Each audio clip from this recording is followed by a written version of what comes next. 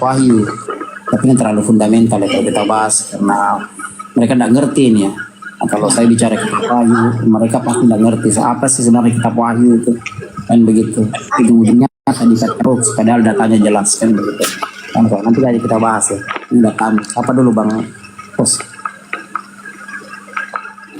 Iya, Bang Goto dan host Bang Adi. Aku izin parkun dulu bentar ya.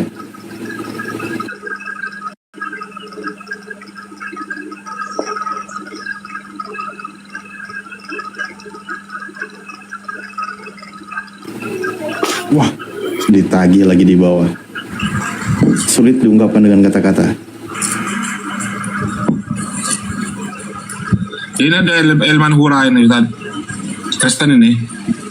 Bentar aku parkir dulu bentar. Mau masak dulu. Bang Goto silakan Bang Goto. Ya silakan itu tema aja Bang, yang ringan-ringan tema aja. Vargas Kristen apa Islam Vargas? Vargas War. Jadi Vargas. Shalom. Iya Kristen ya. Safkrif. Ini udah lama gak sama Islam. Assalamualaikum. Aku mau nanya dulu, orang Arab itu. Ya udah, ini temanya ini. Temanya ini yang disalib ini siapa? Lurah. Manusia apa Tuhan? Nanti kita bahas itu. Aku nanya dulu. Loh iya, ini bahas tema dulu lah. Vargas mau bahas tema, Vargas? Vargas? Boleh. Ya temanya ini temanya. Lurah. Istirahat dulu. Tahu itu manusia pertama itu dari mana mereka tahu orang Arab itu? Apa ini? Baru bisa kalian nanti ngerti apa yang tertulis di dalam Alkitab itu. Ya, orang Arab sendiri mengakui bahwa saja mereka tahu nama-nama. Nanti kami jawab di Al-Quran ada itu. Mana? Dari mana? Siapa yang ngasih tahu sama dia itu? Dalam Al-Quran ada ini jailun fil ardi khalifah sudah ya. Nanti ini bahas dulu tema. Vargas, sila. Siapa? Makanya jangan menumpang di dalam orang Yahudi kalian kepada Musa. Makanya sehingga kalian tidak ngerti bahasa original. Yahudi itu tahu. Ya. Kristen. Dari mana tahu bahasa? Dari mana tahu nama-nama Adam itu? Waduh, Yang hanya Musa, makanya Tuhan itu sudah saya jawab. Waduh. Mana mungkin bisa kalian ngerti bahasa Bible, bahasa Alkitab. Sementara aja dari nama-nama manusia pertama itu belum kan? Kristen itu yang curi kitab Yahudi, bilang Islam. Kenapa? Yang curi kitab Yahudi itu Nama manusia Kristen. pertama di dalam Al-Quran dari mana itu tahu itu? Iya, yang curi kitab Yahudi itu Kristen. Sudah dijelaskan tadi Kenapa ada ayatnya. Musa di dalam Al-Quran? Kenapa Sudah ada Musa dijelaskan ayatnya kok tadi. Enggak, apa Kau bilang kaitannya dulu? lagi curi Yahudi. Tidak ada Islam Apa curi Yahudi. Lura, apa kaitannya kau dengan Yahudi? Ayo Lura. Waduh. Assalamualaikum Orang warahmatullahi Arab itu sama orang Yahudi. Apa Assalamualaikum warahmatullahi Kalian percaya? wabarakatuh. Waalaikumsalam warahmatullahi warahmatullahi wabarakatuh. Dia nggak mengerti kalian. Semangat subuh teman-teman non-muslim. Si Juma ini, Juma, kutanya kau Juma, kau banyak kali congor-congor juga. Kutanya kau, dari mana orang Arab itu tahu manusia pertama? Ya Juma. Bang Ura santai. Enggak santai, udah lama aku simpan ini sebetulnya orang Juma. Santai dulu ya, Lura. Ada jawabannya semua ya, Lura. Santai dulu. Al-Quran menjelaskan itu abang di dalam Al-Quran. Sementara bercakap-cakap Allah itu hanya kepada Musa. Al-Quran menjelaskan Bismillahirrahmanirrahim. Wa iz qala rabbuka lil malaikati inni ja'ilun fil ardi khalifah. Qalu ataj'alu fiha may yufsidu fiha wa yasfikud dima wa nahnu nusabbihu bihamdika wa nuqaddisu lak. Qala inni a'lamu ma la ta'lamun. وعلم آدم الأسماء كلها ثم عرضهم على الملائكة. Tuh jelas bang dalam Al-Quran Nabi Muhammad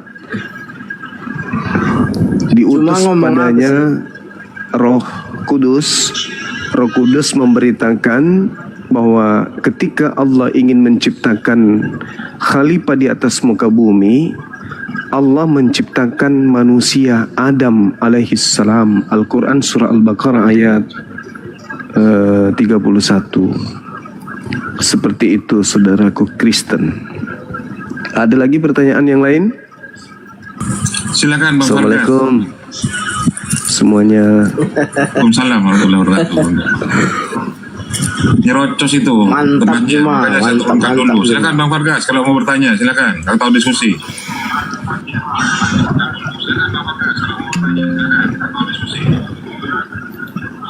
Iya, bahas tema ini aja, Mas Bro.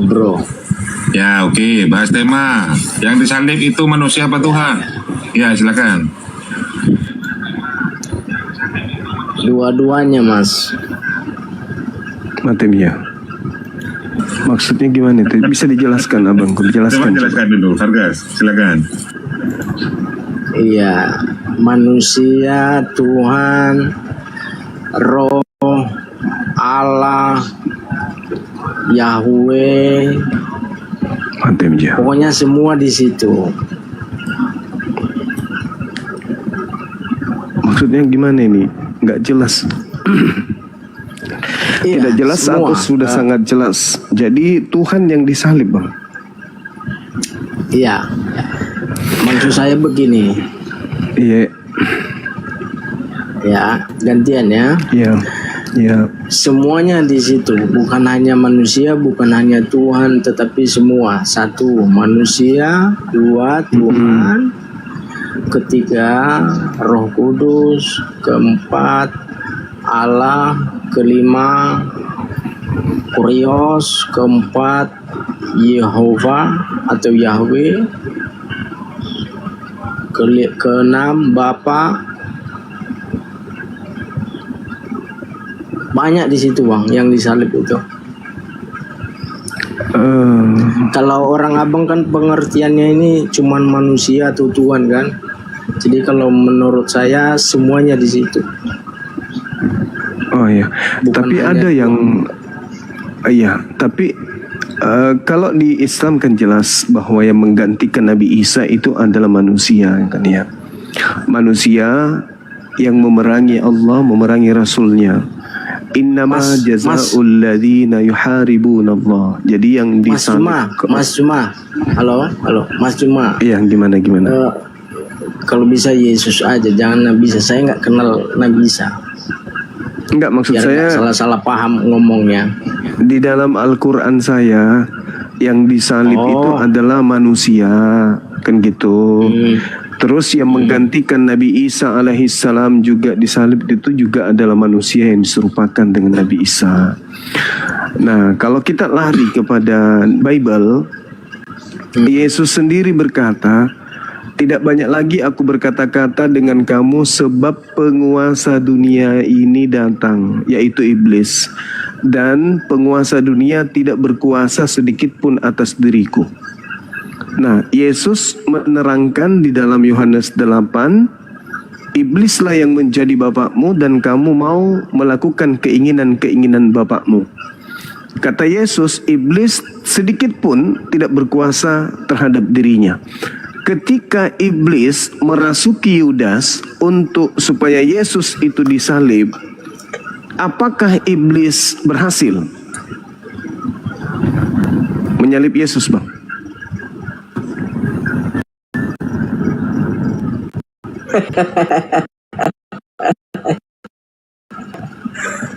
Iya ya. Yang sangat sulit, betul mantap. Apakah iblis berhasil ya? Iya. Mantap sekali. Jadi kalau menurut Bang Juma berhasil nggak iblis itu? Kata Yesus, iblis sedikit pun tidak berkuasa atas diriku. Iya, maksudnya setelah Yesus itu disalibkan, menurut Bang Juma berhasil nggak iblis? Kalau Yesus disalib, berarti iblis berhasil berkuasa terhadap Yesus. Kalau yang disalib itu Yesus. Nah, ini permasalahannya. Justru ketika iblis pingin Yesus mati, dengan berbagai macam upaya yang dilakukan oleh iblis agar Yesus mati, pertanyaan muncul ketika Yesus berkata, iblis sedikit pun tidak berkuasa atas diriku. Nah, berhasil tidak kemudian iblis menyalib Yesus? Bagus sekali ya, bagus sekali ya. Aduh, pertanyaan yang sangat sulit, tapi oke lah, nggak apa-apa ya. Jadi begini Mas Juma, untuk Akhi Indra, mengetahui hal barakallahu fiik, itu syukran. Iya. kita harus mengenal akar atau awal dari kenapa sosok yang satu itu atau yang namanya dikatakan Yesus itu datang di dunia itu seperti kita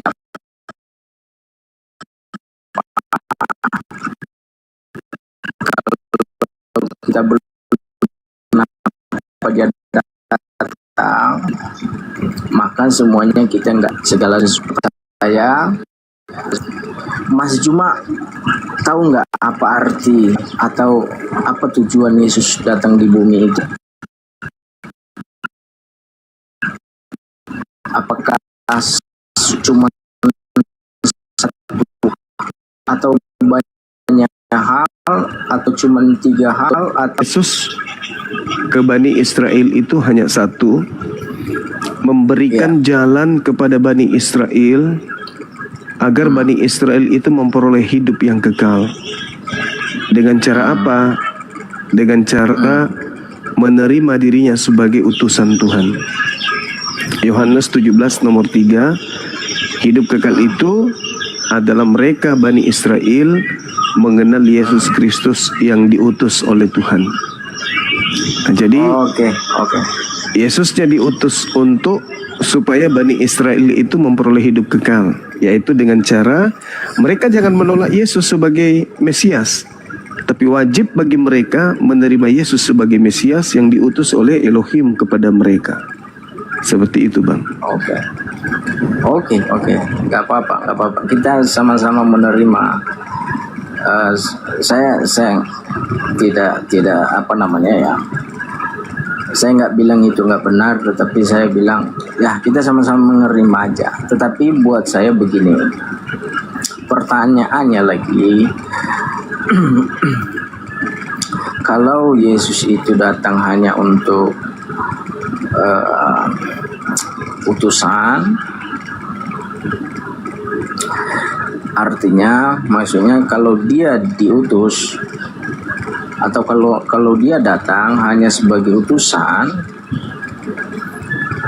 kenapa Yesus tidak diterima oleh orang Israel?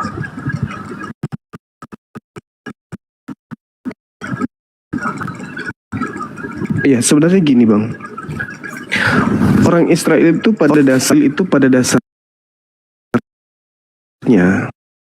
tidak menerima sebagian besar. Tapi ujung-ujungnya mereka menerima. Karena tunggu. Karena mereka yang tidak menerima karena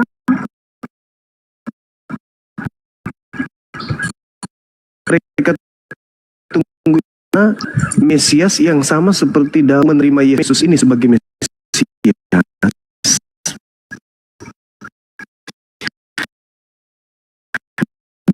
Yang adalah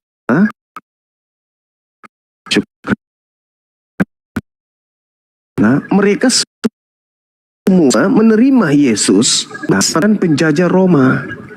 Kita bisa lihat di dalam Yohanes 11 nomor 45 sampai nomor 57, melalui tangan imam kepala mahkamah agama yaitu Kayafas, orang-orang Yahudi, ahli kitab, orang Farisi menerima Yesus sebagai tebusan agar mereka punya bangsa tidak dirampas oleh bangsa Romawi. Mulai tahun itu, maka Imam Kayafas bernubuat bahwa Yesus harus mati untuk bangsa mereka agar bangsa mereka itu tidak dirampas oleh penjajah Romawi. Nah, pada kesempatan itu Yesus diterima sebagai penebus kepada tentara Romawi, kepada bangsa Romawi, agar bangsa mereka tidak dirampas oleh kekaisaran Roma pada saat itu. Maka mereka bunuh. Itu Bang, endingnya itu di situ. Jadi kalau ada orang mengatakan Yesus ditolak oleh kaumnya awalnya, tapi setelah mereka berembuk kayak pas imam kepala, rupanya mereka menerima ketika beda insaf, dan kalian tidak tahu bahwa adalah lebih baik satu orang Yesus mati untuk bangsa kita ini daripada seluruh bangsa kita mati karena dirampas oleh itu. Kayak pas bernubuat Yesus harus mati untuk bangsa Israel. Maka coba Anda lihat di data nomor 53 dari Yohanes 11. Apa katanya di sana?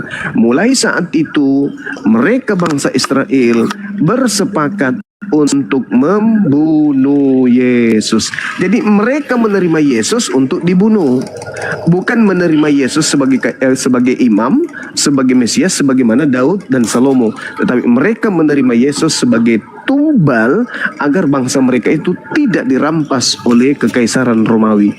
Coba saudara baca di data Yohanes 11 nomor 45 sampai nomor 57. Ternyata latar belakang pembunuhan Yesus itu oleh karena sosial politik, bukan karena nebus dosa.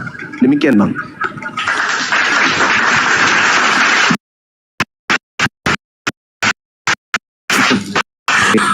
Oke.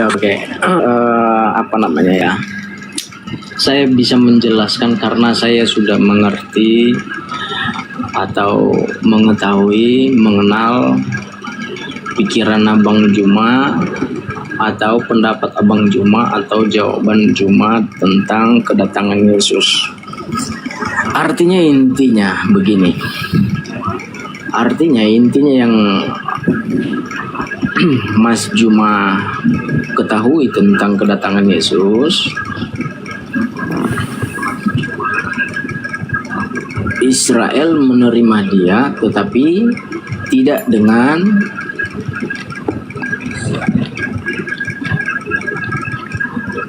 keselamatan oleh Allah. Bukan Gitu. untuk nebus dosa Bang, tapi mereka menerima sebagai tumbal agar bangsa mereka tidak dirampas oleh bangsa Romawi. Itu dalil Bang. Iya. Berarti mereka menerima bukan karena mereka Mau nebus mendapat dosa. penebusan dosa, tetapi mereka menerima sebagai tumbal, begitu ya? Iya, agar bangsanya tidak dirampas oleh Roma. Oh, begitu ya. Iya Bang. Gimana ya? Itu dalil Bang. Jadi Dalil. kalau saya katakan begini, ya, kenapa kenapa Yesus tidak diterima dari tengah-tengah bangsa Israel? Satu hal adalah karena Yesus mengaku dirinya bahwa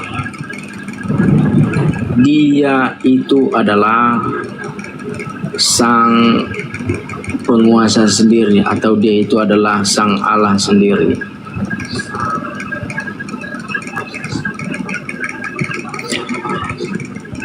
Maka bangsa Israel memberontak di situ.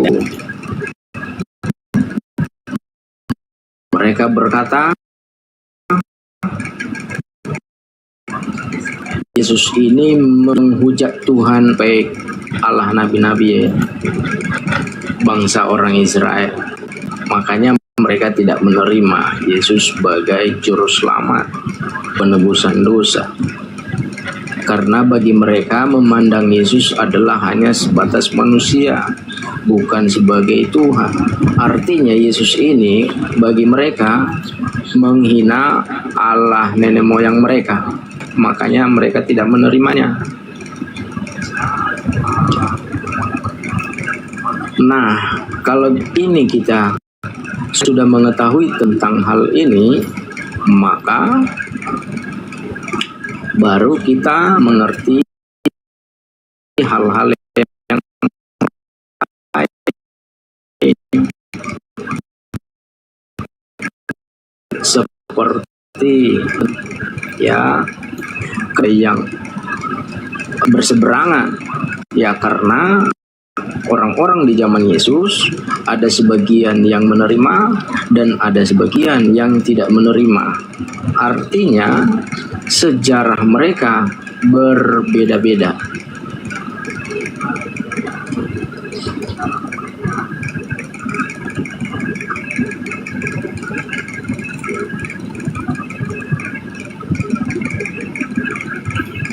Ada lagi, Bang? Pertanyaannya, di mana Yesus menyebut dirinya itu adalah Sang Allah sendiri, karena dia berkata, Allah di dalam aku dan aku di dalam Allah. Salah satunya. Apalagi kalau ditambah, tidak ada seorang pun yang sampai kepada Bapa kalau tidak melalui aku, kata Yesus. Nah, oleh hal inilah bangsa Israel banyak yang tidak menerima ini, karena mereka pikir Yesus ini menghujat Tuhan Allah nenek moyang mereka. Oke, silakan, cukup dulu sampai di situ cuma. Oke, baik. Kalau di dalam Al-Quranul Karim, kebencian orang Israel terhadap Nabi Isa alaihissalam. Mas Juma. Ya. Juma. Iya. Kalau bisa kita bahas satu kitab aja. Kalau kita bahas dua-duanya nggak nyambung, Mas. Iya, saya hanya edukasi, Bang, kepada umat Islam di bawah. Nanti akan saya konfirmasi terhadap data Bible. Kalau di Islam, Nabi Isa ketika datang di tengah-tengah kaumnya menolaknya. Lalu demi untuk membunuh Nabi Isa, mereka membuat makar. Wa makaru wa makarallah wallahu khairul makirin. Mereka membuat makar terhadap kebenciannya terhadap Nabi Isa, sehingga mereka melakukan tipu daya, tipu muslihat. Nah, ternyata di dalam Markus 14 nomor 1 diceritakan begini. Hari raya Paskah dan hari raya roti tidak beragi, akan dimulai 2 hari lagi. Imam-imam kepala dan ahli-ahli Taurat mencari cara untuk menangkap dan membunuh Yesus dengan tipu muslihat. Jadi di sini kita pahami bahwa imam kepala mahkamah agama, imam-imam ahli Taurat itu mencari cara bagaimana caranya untuk menangkap dan membunuh Yesus dengan cara tipu muslihat. Itu yang pertama. Kemudian diterangkan data nomor 10-nya, lalu pergilah Yudas Iskariot, salah satu dari ke-12 murid itu, kepada imam-imam kepala dengan maksud untuk menyerahkan Yesus kepada mereka. Mereka sangat gembira waktu mendengarkan, dan mereka berjanji akan memberikan uang kepada Yudas. Kemudian ia mencari kesempatan yang baik untuk menyerahkan Yesus. Nah, di Matius 26 nomor 4, dan mereka berunding tentang suatu rencana untuk menangkap Yesus dengan tipu muslihat dan untuk membunuh Yesus. Jadi tujuan mereka membuat tipu muslihat, sebagaimana yang tertuang di dalam Matius 25, adalah untuk menangkap dan membunuh Yesus. Jadi pembunuhan terhadap Yesus itu diawali dengan tipu daya, diawali dengan kesaksian-kesaksian palsu. Nomor 59-nya dikatakan begini. Di data Matius 26 dikatakan bahwasanya imam-imam kepala malah seluruh menghadapi Yesus dapat.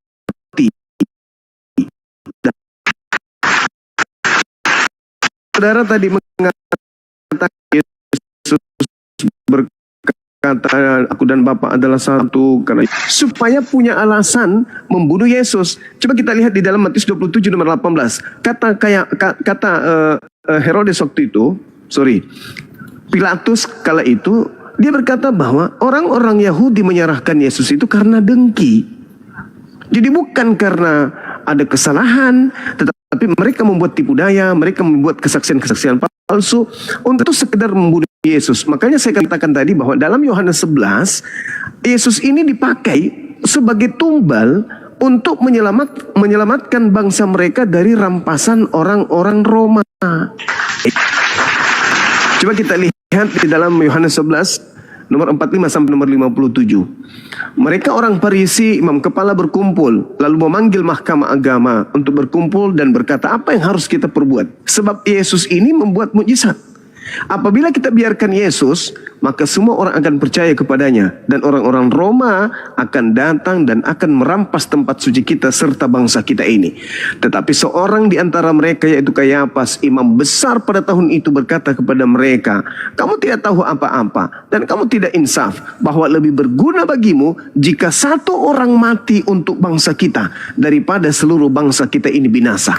Hal itu dikatakan Kayafas bukan dari dirinya sendiri, tetapi sebagai imam besar pada tahun itu bernubuat bahwa Yesus akan mati untuk bangsa Israel. Untuk apa dia bernubuat? Untuk supaya bangsa Israel tidak dirampas oleh bangsa Roma. Itu tujuannya. Tak ada hubungannya dengan ajaran Kristen bahwa Yesus mati untuk nebus dosa. Itu nggak ada sama sekali. Mulai hari itu mereka bersepakat untuk membunuh Yesus. Untuk apa? Agar bangsanya tidak oleh Romawi. Bukan dikatakan agar bangsanya, agar dosa-dosa mereka ditebus di atas. Itu nggak ada. Orang Yahudi sebagai pelaku eksekutor kematian oknum yang dikira Yesus ini, tujuannya adalah membunuh Yesus agar bangsanya tidak dirampas Romawi, bukan untuk dosa waris. Itu fakta, itu real, tertulis di dalam kitab saudara. Maka mulai hari itu mereka sepakat untuk membunuh Yesus. Karena itu Yesus tidak lagi tampil di muka umum di antara orang-orang Yahudi.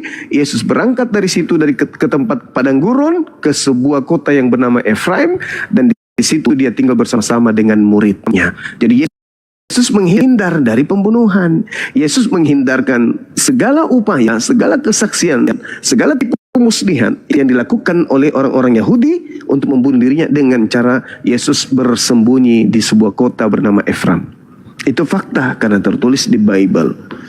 Jadi saudara saya, sekali lagi saya katakan, orang-orang Yahudi melalui pimpinan mereka, imam kepala mereka Kayafas, itu memanfaatkan situasi agar bangsa mereka diambil alih oleh penjajah Roma, maka Yesus harus mereka tumbalkan. Makanya di dalam 1 Korintus 5 nomor 7 tertulis di sana bahwasanya sebab anak domba Paskah kita sudah telah disembeli, yaitu Kristus. Jadi memang disembeli untuk orang-orang Paulus dan timnya agar kemudian dosa mereka itu ditebus. Tapi itu adalah ajaran Paulus. Sedangkan ajaran yang tertulis di dalam penyelidikan Yohanes, orang Yahudi ingin membunuh Yesus karena mereka tahu Yesus adalah satu-satunya manusia yang bisa membebaskan mereka dari perampasan bangsa oleh kekaisaran Romawi. Yesus dijadikan sebagai tumbal untuk itu. Demikian.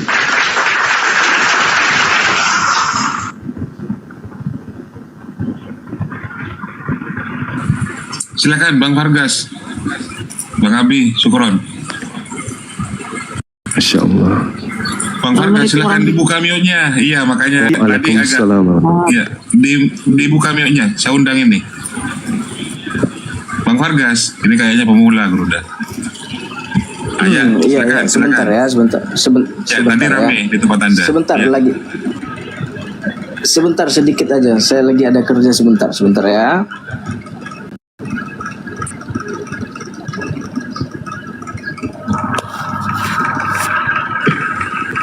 Silakan satu slot untuk teman-teman Kristen yang mau naik, silakan.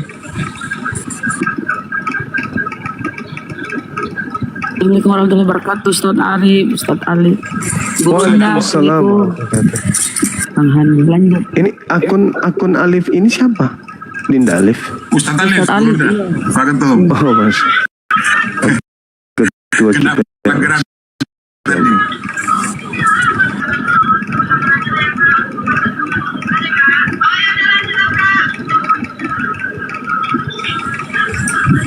Vargas, silakan Om Vargas.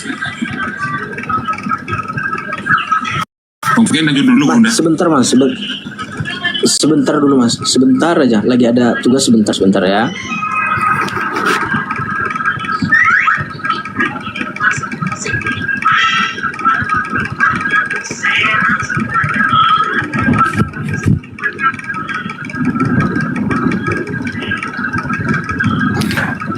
Jadi teman-teman sekalian, anak-anak saya yang ada di bawah, apologet muda Islam ya. Kalau di dalam Al-Quran kan ada titik, ada detik di mana Nabi Isa alaihissalam ingin dieksekusi penyaliban.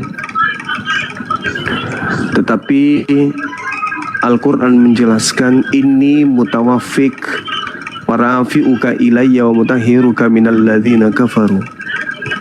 Sesungguhnya aku Tuhanmu mengambilmu, mengangkatmu, mensucikanmu dari orang-orang pembencimu. Jadi Nabi Isa diangkat oleh Allah dan dibersihkan dari orang-orang kafir. Itu dalam Al-Quran. Rupa-rupanya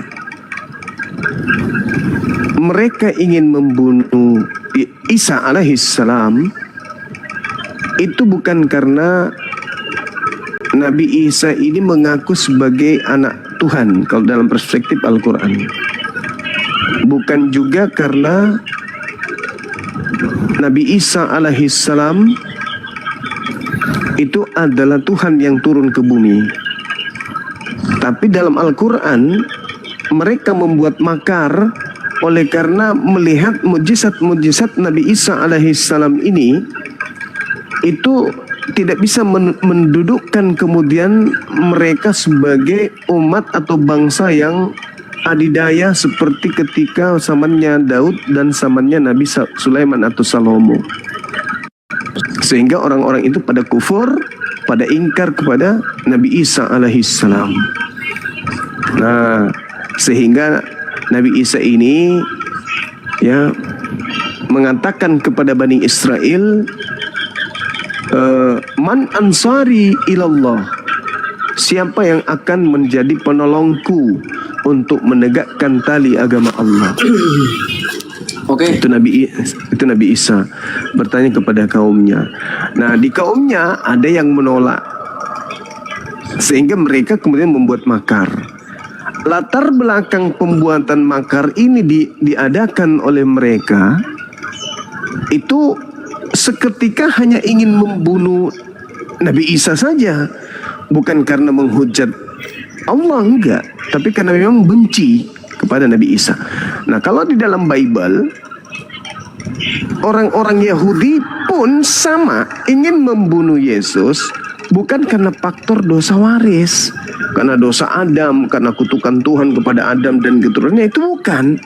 Tapi karena unsur politik saja sampai mereka bersepakat membunuh Yesus. Itu tertuang tuh di dalam Yohanes 11 45 sampai 57. Nah, lalu dari mana konsep penebusan dosa ini? Konsep penebusan dosa ini muncul kemudian setelah Yesus itu terangkat ke langit.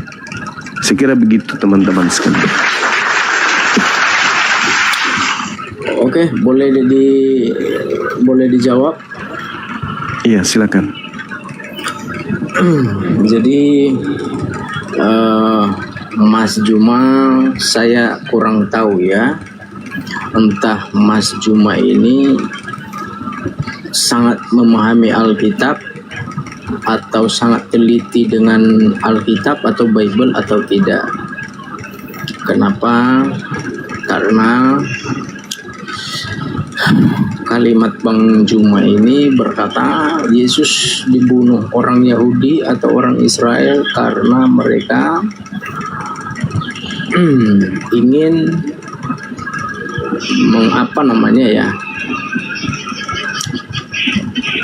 membunuh bukan karena mereka anggap itu penebusan dosa, tetapi mereka bunuh sebagai tumbal mereka. Jadi begini, Matius pasal 2 ayat berapa ini ya? Sebentar saya buka dulu ya.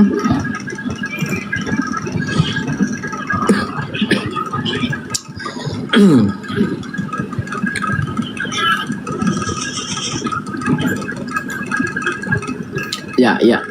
Matius pasal 2 ayat 1 sampai 2 berkata begini. Setelah Yesus dilahirkan di Bethlehem di tanah Yudea pada zaman Raja Herodes, datanglah orang-orang Majus dari timur ke Yerusalem. Nah, poinnya satu di sini. Ya. Dan bertanya-tanya, di manakah dia, raja orang Yahudi? Raja orang Yahudi itu disamakan dengan seperti Herodes, atau dikatakan seperti raja penyelamat bagi Israel, ya, atau yaitu Allah di sini. Ya terserah kita lah mau kita tebak-tebak. Yang penting intinya di sini Yesus itu disamakan dengan Raja Herodes. Oke. Kemudian yang baru dilahirkan itu, kami telah melihat bintangnya di timur dan kami datang untuk menyembah Dia. Itu satu ya. Kedua, di ayat 13, setelah orang-orang Majus itu berangkat, tampaklah malaikat Tuhan kepada Yusuf dalam mimpinya dan berkata, bangunlah, ambillah anak itu serta ibunya, larilah ke Mesir dan tinggallah di sana sampai aku berfirman kepadamu, karena Herodes akan mencari anak itu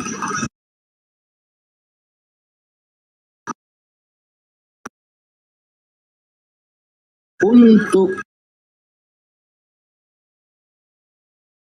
sebagai juru selamat.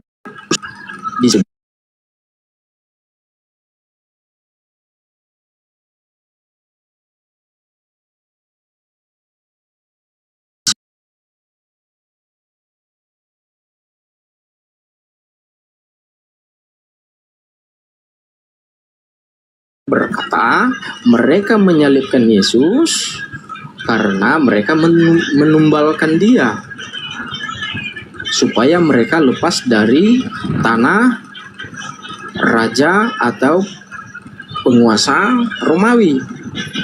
Karena di sini yang berkuasa adalah, di sini yang dikatakan adalah Raja Herodes, dan Raja Herodes itu adalah orang Yahudi, bukan orang Romawi.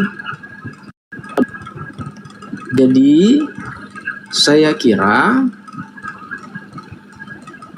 saya tidak tahu entah Mas Juma ini salah baca kitab atau bagaimana, atau mungkin Mas Juma ini belum membaca ini dulu, makanya Mas Juma ya mengambil kesimpulan dan keputusan sendiri. Makanya saya bilang tadi, kita harus mengetahui dulu awal asal usulnya. Yesus lahir, Yesus datang sebagai apa? Apakah sebagai satu alasan, atau dua alasan, atau tiga alasan, atau berbagai macam alasan? Ya, silakan. Ya, jadi gini Bang, kita harus paham dulu bahwa ketika Raja Herodes ini atau Hordos berkuasa atas tanah Yudea, itu dia bukan menjadi raja mewakili orang Yahudi, enggak. Tetapi karena tanah Yudea pada saat itu adalah tanah yang berada di bawah kuasa Imperium Romawi, maka Kekaisaran Romawi menyimpan raja yang merupakan seorang raja boneka yang berkuasa di atas tanah Yudea. Jadi Herodes ini adalah raja yang didudukkan di tanah Yudea sebagai perpanjangan tangan Kekaisaran Romawi. Nah, artinya bahwa tanah Yudea termasuk Yerusalem, Bethlehem itu adalah tanah yang di bawah penguasaan Herodes, di mana tanah ini seluruh penduduknya harus membayar upeti atau pajak kepada Kekaisaran Roma. Mereka khawatir kalau sampai Mesias itu benar-benar hadir di bangsa Israel, maka kejayaan Israel akan kembali bangkit seperti bangkitnya Israel di zaman Nabi Musa, di zaman Gedeon, di zaman Ezekia, di zaman Daud, di zaman Salomo, di mana mereka tidak akan pernah bisa dikuasai oleh bangsa lain.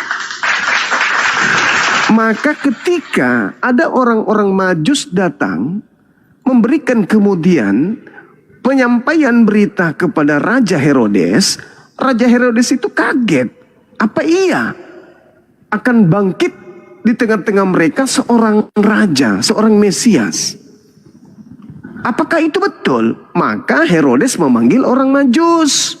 Dikumpulkanlah orang Majus ini. Lalu semua imam-imam kepala juga dan ahli Taurat dari bangsa Yahudi itu dikumpulkan oleh Herodes. Lalu ditanya, di mana Mesias ini akan dilahirkan? Mereka berkata kepada Herodes, di Bethlehem, di tanah Yudea. Karena itu yang tertulis dalam kitab Nabi. Dan engkau Bethlehem, tanah Yehuda, engkau yang kemudian dikatakan sekali-kali bukanlah yang terkecil di antara mereka yang mementeri Yehuda. Maka diam-diam Herodes memanggil orang-orang Majus. Lalu memerintahkan kepada orang Majus, sini kalian, sini. Tolong kalian selidiki dengan teliti.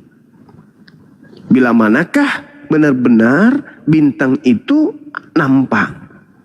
Pergilah kalian ke Bethlehem. Selidiki di sama dengan seksama mengenai anak yang kalian maksud. Kalau anak itu betul-betul ada di Bethlehem, kata Herodes, tolong sampaikan kepada saya juga ingin datang untuk menyembah anak itu, kata Herodes. Padahal tujuan Herodes untuk ditunjukkan anak itu bukan untuk disembahnya, tapi untuk dibunuhnya. Kenapa? Kalau sampai anak ini menjadi besar, nubuatannya adalah dia akan menjadi raja. Kalau sampai dia menjadi raja, maka dia tidak akan menjadi raja lagi di tanah Yudea. Sebab tanah Yudea sudah memiliki raja yang dinubuatkan oleh Tuhan mereka, yang akan duduk kemudian sebagai pemimpin untuk Bani Yakub. Akan tetapi orang-orang Majus mengiyakan, baik paman, kami akan ke Bethlehem, ke tanah Yudea. Kami akan menyelidiki tentang Yesus, tentang anak itu. Dan kalau kami sudah menemukan anak itu, kami akan datang kepada Anda untuk menyatakan dan mengatakan hal yang sebenarnya, bahwa anak itu ada di sini, di rumah ini, nomor sekian, blok sekian, RT sekian, RW sekian, desa ini, kelurahan ini, dusun ini, kecamatan ini, kabupaten ini, provinsi ini, negara ini, supaya Anda datang untuk menyembahnya juga sama seperti kami. Tapi apa yang terjadi setelah orang-orang Majus itu berangkat ke tanah Yudea? Benar-benar mereka menemukan itu. Apa yang terjadi? Apakah kemudian orang Majus datang ke Herodes? Tidak. Mereka meninggalkan tanah Yudea, menyingkir kemudian dan tidak menemui Herodes, melainkan mencari jalan lain untuk kembali ke negeri mereka. Apa yang terjadi? Herodes marah. Herodes murka. Maka dia memerintahkan untuk membunuh seluruh anak-anak yang berusia 2 tahun ke bawah di tanah Yudea, di Bethlehem itu. Dengan harapan dia juga di antara orang bayi yang dibunuh, di antaranya ada Mesias ini. Tapi ternyata malaikat datang lebih dulu kepada Yusuf. Dalam mimpinya, Yusuf, ya malaikat, bangun, ambil anak itu serta ibunya, larilah ke Mesir. Jadi ketika orangnya Herodes datang ke Bethlehem dan Yudea membunuh seluruh anak-anak kecil, Yusuf dan Maria sudah ada di Mesir bersama Mesias, anak Tuhan ini yang Anda imani. Nah, sehingga Yesus ini bebas dari cengkeraman pembunuhan penguasa. Jadi dari kecil Yesus itu sudah tidak diinginkan oleh Romawi. Dari bayi pun orang-orang Romawi tidak mau Bethlehem, tanah Yudea, bangsa Israel, Bani Yakub kembali bangkit kerajaannya seperti zaman Daud. Tidak mau dia. Maka ketika Yesus dewasa, Herodes itu sudah tak ada. Herodes sudah meninggal. Maka yang menjadi pemimpin pada saat itu bukan Herodes lagi, tetapi seorang pemimpin, kalau tidak salah dia adalah Arkelaus, yang memimpin kemudian sebagai raja di sana. Bukan lagi Herodes kalau tidak salah saya. Nah, kemudian ketika dia menjadi besar, hal itu kembali terjadi. Kembali lagi terjadi untuk yang kedua kalinya. Yesus lagi-lagi dipersekongkoli oleh bangsanya sendiri untuk dibunuh. Sebab apa? Itu tadi. Orang-orang Roma tidak mau Yesus itu hidup. Karena kalau dia hidup, dia bisa menjadi raja, dia bisa memimpin Bani Israel untuk memberontak terhadap kerajaan Romawi. Agar bangsanya terbebas dari tekanan bangsa penjajah. Maka mereka sepakat. Apa kata Imam Kayafas yang saya jelaskan tadi? Adalah lebih baik satu orang Yesus mati daripada seluruh bangsa kita dirampas oleh Romawi untuk membunuh Yesus. Mendengarkan itu, Yesus menghindar ke sebuah di kota Efraim. Maka mereka tidak menemukan Yesus karena Yesus sudah menghindar ke sono. Jadi kesimpulan yang ingin saya sampaikan kepada saudara, upaya-upaya yang dilakukan Herodes dan upaya yang dilakukan oleh orang-orang Romawi, ahli kitab, mahkamah agama, imam kepala untuk membunuh Yesus itu semata-mata karena unsur politik. Tidak ada unsur dosa waris, tidak ada nebus dosa, tidak ada untuk menebus, untuk menggenapi Torah, untuk menggenapi Yesaya, itu nggak ada. Murni Yesus ingin dibunuh supaya bangsa mereka ini langgeng tidak dijajah oleh kekaisaran Romawi, dan supaya orang Romawi berpikir dia harus dibunuh supaya tak ada lagi raja yang bangkit di tengah-tengah mereka, supaya mereka tetap senantiasa menjajah dan mendapatkan upeti dari rakyat tanah Yudea, Bethlehem, Yerusalem, intinya orang-orang Yahudi. Itu saudaraku. Jadi tidak ada unsur-unsur dosa waris lah, agar kemudian ada nanti agama Kristen lah, agar nanti Paulus diutus. Itu nggak ada sama sekali, nggak ada. Latar belakang sekali lagi dari sejak bayi Yesus ingin dibunuh karena politik. Begitu dewasa ingin dibunuh juga karena politik. Maka mereka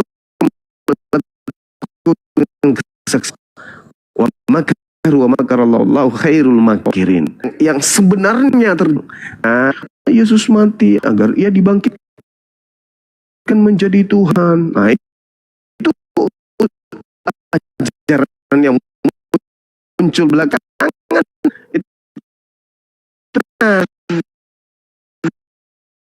Tidak yang bisa. Silakan.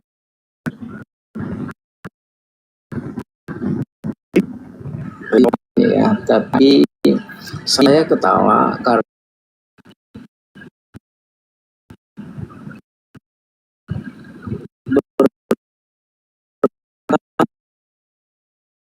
dalam lihat kenapa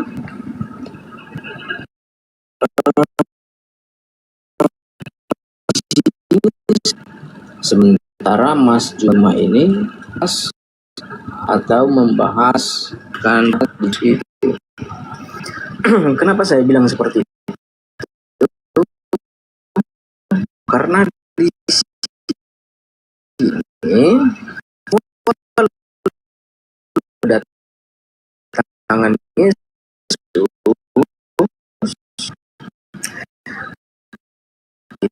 identikan perdebatan orang Yahudi di zaman itu bahwa mereka terlepas dari tanah yaitu Romawi. Tidak ada tidak ada ayatnya di sini dari semenjak dia lahir ya. Karena Matius 2 ayat 1 ini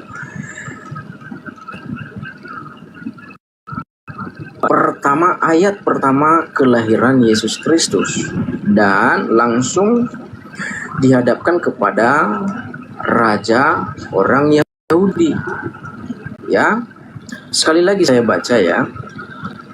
Apakah saya salah baca atau saya benar membacanya atau bagaimana ya? Karena kalimatnya di sini enggak ada kata-kata Yesus harus dibunuh supaya kita lepas dari tanah penjajah yaitu orang Romawi ya. Saya baca sekali lagi ya teman-teman ya, saudara-saudara ya. Di Bethlehem di tanah Yudea pada zaman Herodes, pada zaman Raja Herodes ya, pada zaman Raja Herodes datanglah orang-orang Majus dari timur ke Yerusalem dan bertanya-tanya, di manakah dia raja orang Yahudi? Nah, mendengar raja orang Yahudi ini ya, maka marah nanti Herodes ini di sini karena dia mendengarkan kata-kata raja ini. Ya.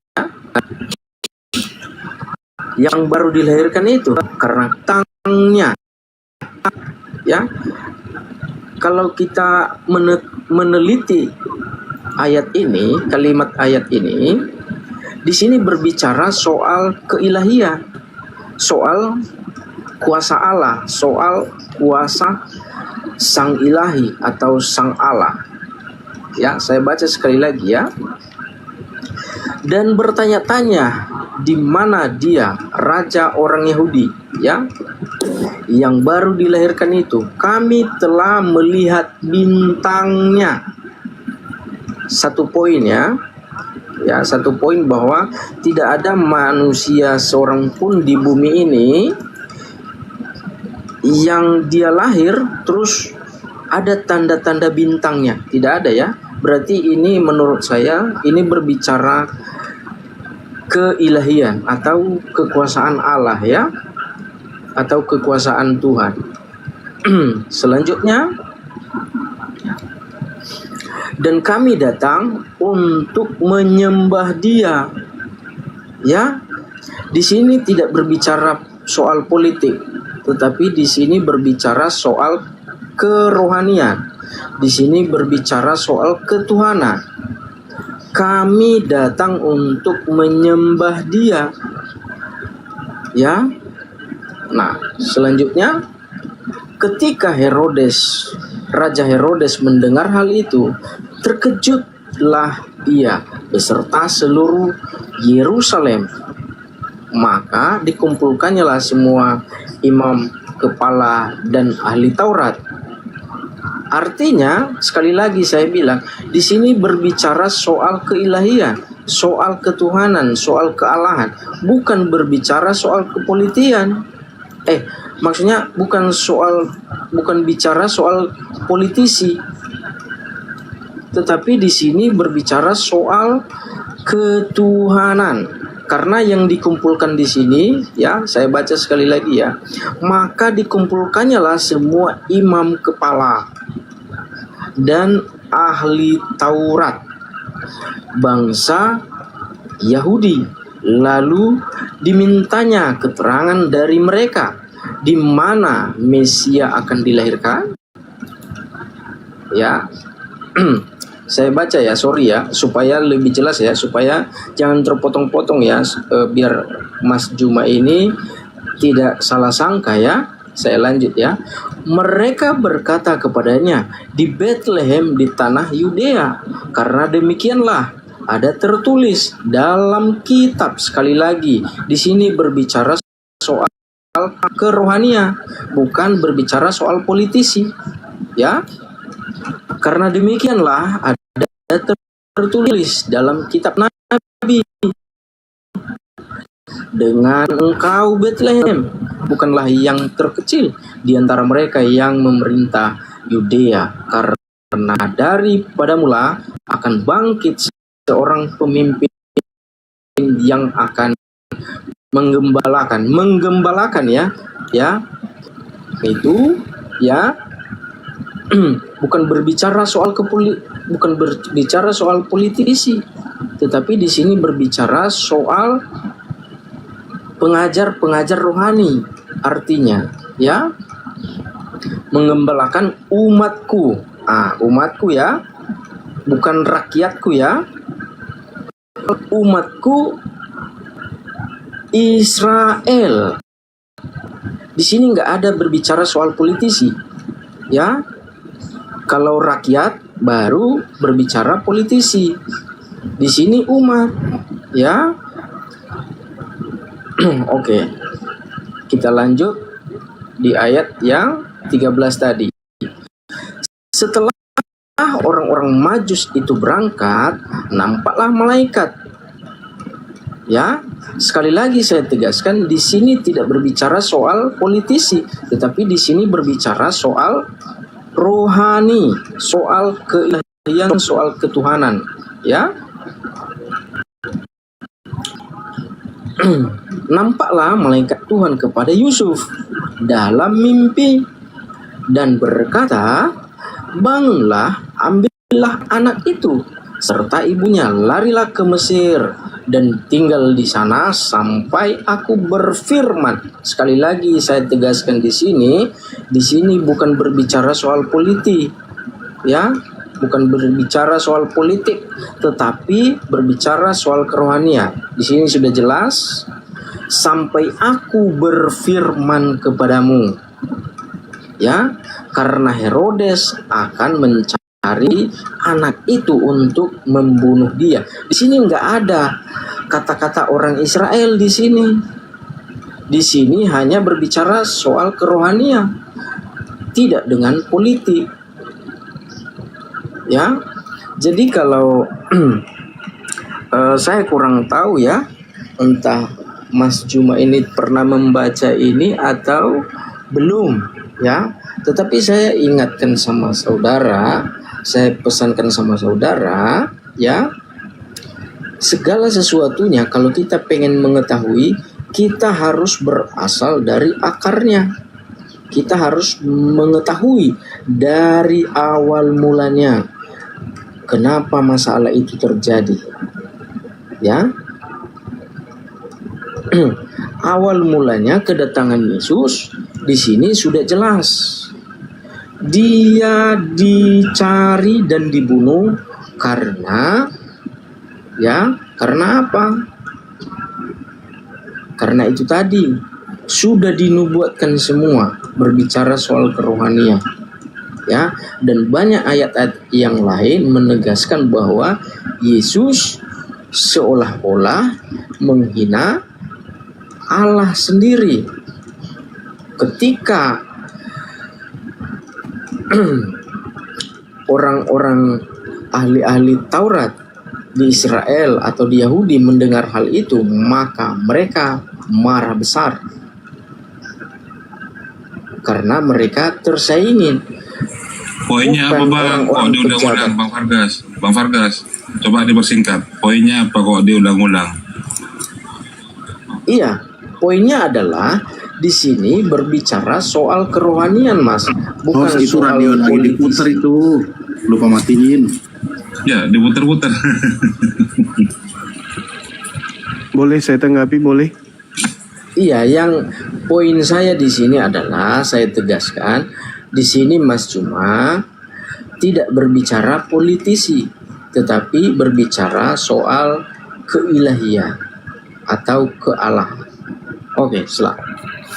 Iya, jadi saya sendiri sebagai narasumber Islam ini mengibaratkan Anda sedang menyebutkan nama-nama mangga, pisang, kedondong, apel, kemudian durian. Lantas Anda mengatakan ini tidak berbicara mengenai nama-nama buah. Ini sedang berbicara mengenai ikan. Anda menyebut, Anda membaca. Yang Anda baca itu adalah unsur politik yang begitu tajam sampai malaikat pun ikut berpolitik. Tapi Anda mengatakan ini bukan masalah politik. Bagaimana ceritanya? Herodes adalah seorang raja. Ada hal apa dia membahas tentang kerohanian dengan orang Yahudi? Mereka tidak ada sengketa tentang Tuhan. Antara Theos, antara dewa-dewa orang Roma, tidak sedang bersengketa dengan Elohim yang disembah oleh orang Yahudi. Anda berbicara mengenai raja. Raja siapa? Raja Herodes.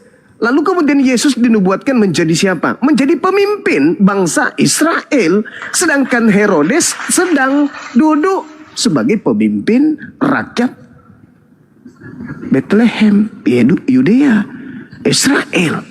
Jelas ini berbicara mengenai politik. Anda menyebutkan nama-nama buah, tapi Anda mengatakan ini membahas tentang ikan, Bang Suma, bukan tentang buah. Nih, saya bukan ingin mengajarkan, saya hanya ingin meluruskan saja. Anda baca Lukas 1 nomor 33. Dan ia akan menjadi raja atas kaum keturunan Yakub sampai selama-lamanya. Dan kerajaannya tidak akan berkesudahan. Ini nubuat. Nubuat ini lebih dulu dipanggil imam kepala mahkamah agama. Apa yang kalian tahu tentang Mesias, tentang pemimpin yang akan bangkit di tengah-tengahmu? Di mana dia akan lahir? Di Bethlehem di tanah Yudea. Apa yang terjadi? Raja Herodes menginginkan supaya oknum ini dibunuh segera. Jangan dibiarkan dia hidup. Karena kalau dia dibiarkan hidup, dia akan menjadi pemimpin, dia akan menjadi raja. Dan sudah banyak raja-raja Yehuda yang kemudian melumpuhkan musuh-musuhnya. Di antaranya Daud, Salomo, Gedeon, Hezekia, dan seterusnya. Jangan dibiarkan lagi lahir besar Raja Yehuda, jangan. Sebisa mungkin mumpung masih bayi, bunuh memang.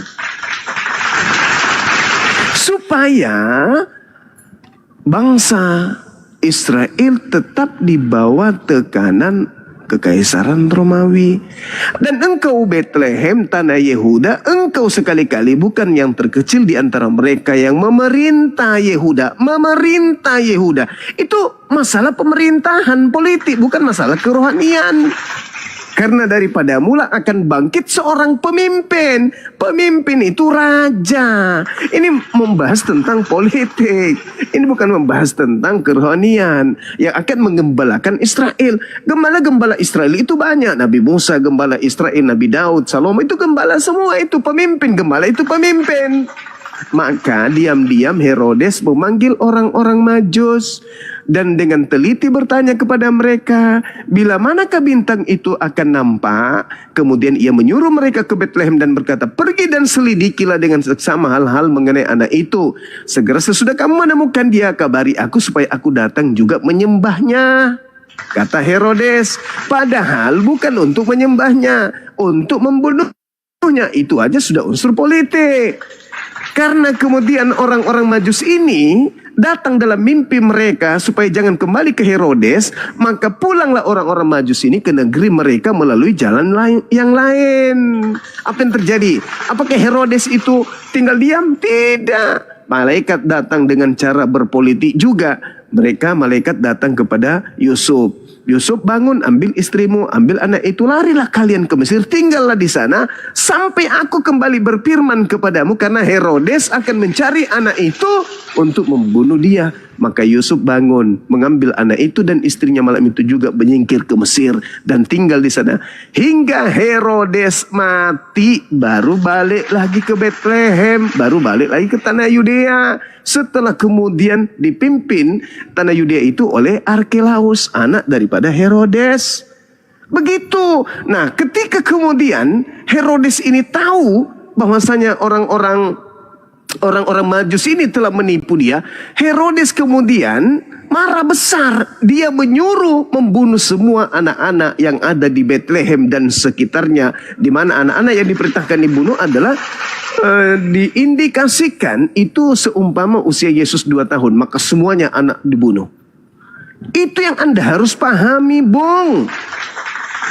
Jadi dari kecil Yesus itu sudah kemudian diselubungi dengan agenda-agenda politik. Nah, yang saya bahas ini itu pada saat dia dewasa, Bang, bukan pada saat dia kecil.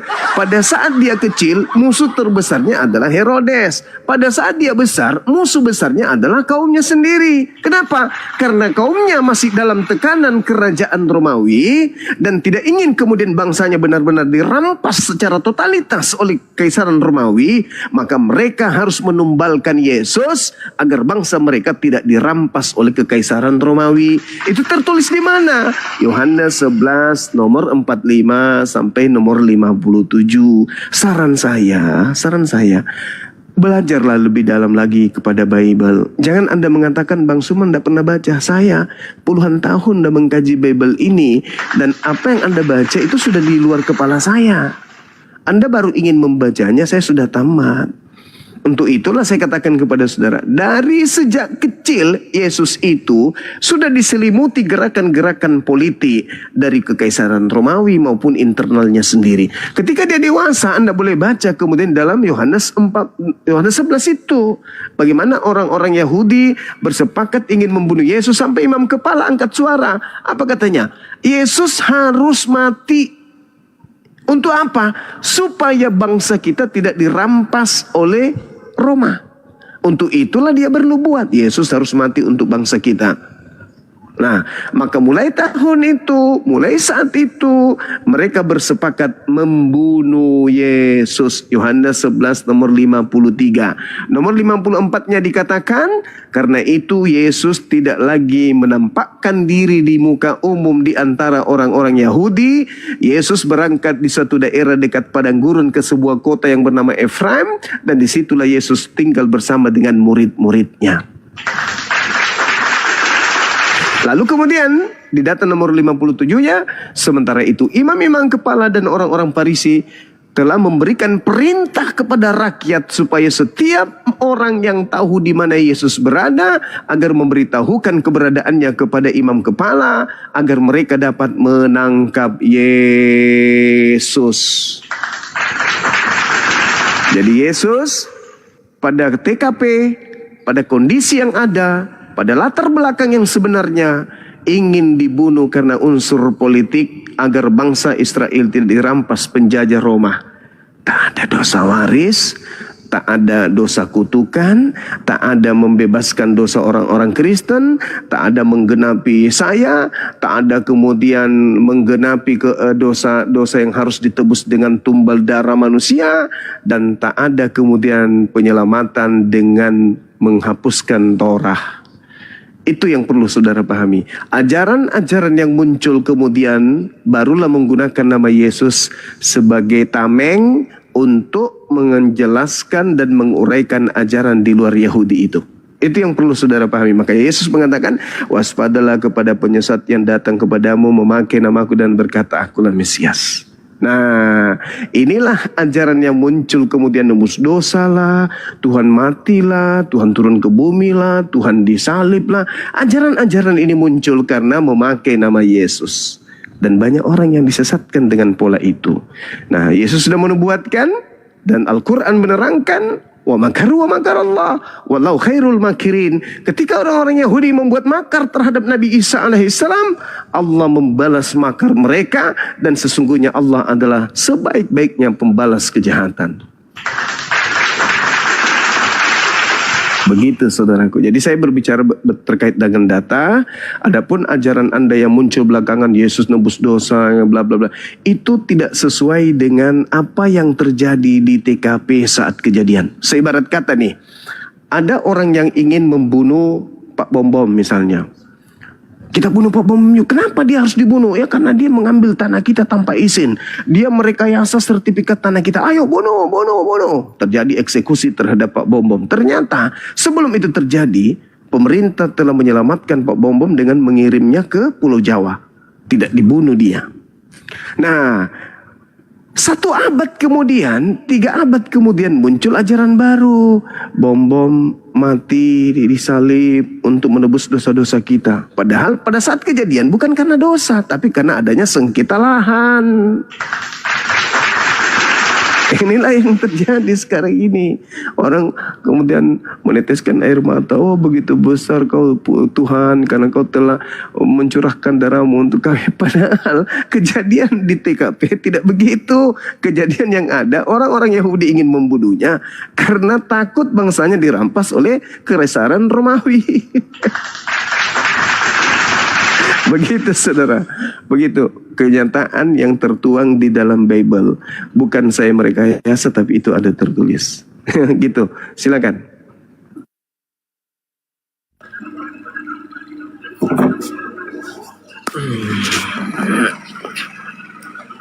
Ya, sebelum ke Bang Vargas melanjutkan, saya sapa dulu tamu ini.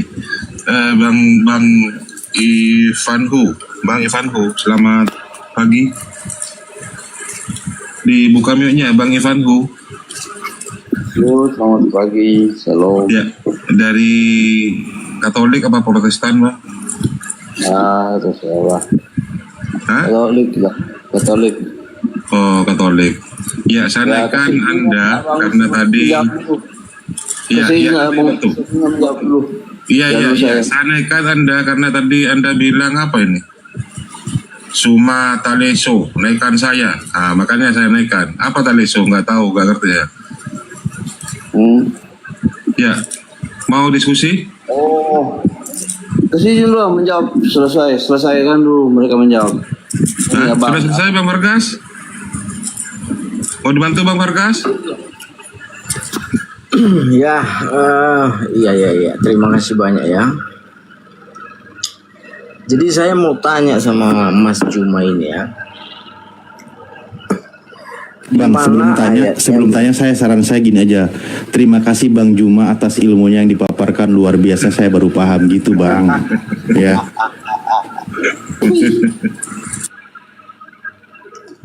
Itu menurut kamu sih Mas Bro. Tetapi begini ya, saya mau tanya sama Mas Juma ini, di mana ayatnya mengatakan bahwa Yesus dibunuh karena gara-gara politik? Bukankah ayat itu semua dari berbicara soal kerohanian? Tetapi kalau ada yang mempelesetkan bahwa Yesus dibunuh gara-gara politik, itu urusan dia. Hanya saja kami ini masuk di sini untuk menjawab, meluruskan. Kalau tidak ada yang menerima, ya wajar-wajar saya, karena imannya berbeda dengan kami. Yang kami tangkap di sini hanya ayat firman yang mengatakannya, bukan filosofi atau pikiran-pikiran orang Yahudi itu. Tetapi yang kami artikan di sini adalah ayat Alkitab itu. Ya, karena di ayat Alkitab ini satupun tidak ada ayat yang berkata Yesus dibunuh gara-gara politik. Ya, Saya baca ayat boleh? di situ ya. Saya baca dulu. Mas. Oke, baik. Silakan. Begini, baik. Kita lihat dalam Yohanes 11 ya, nomor 45. Ya. 5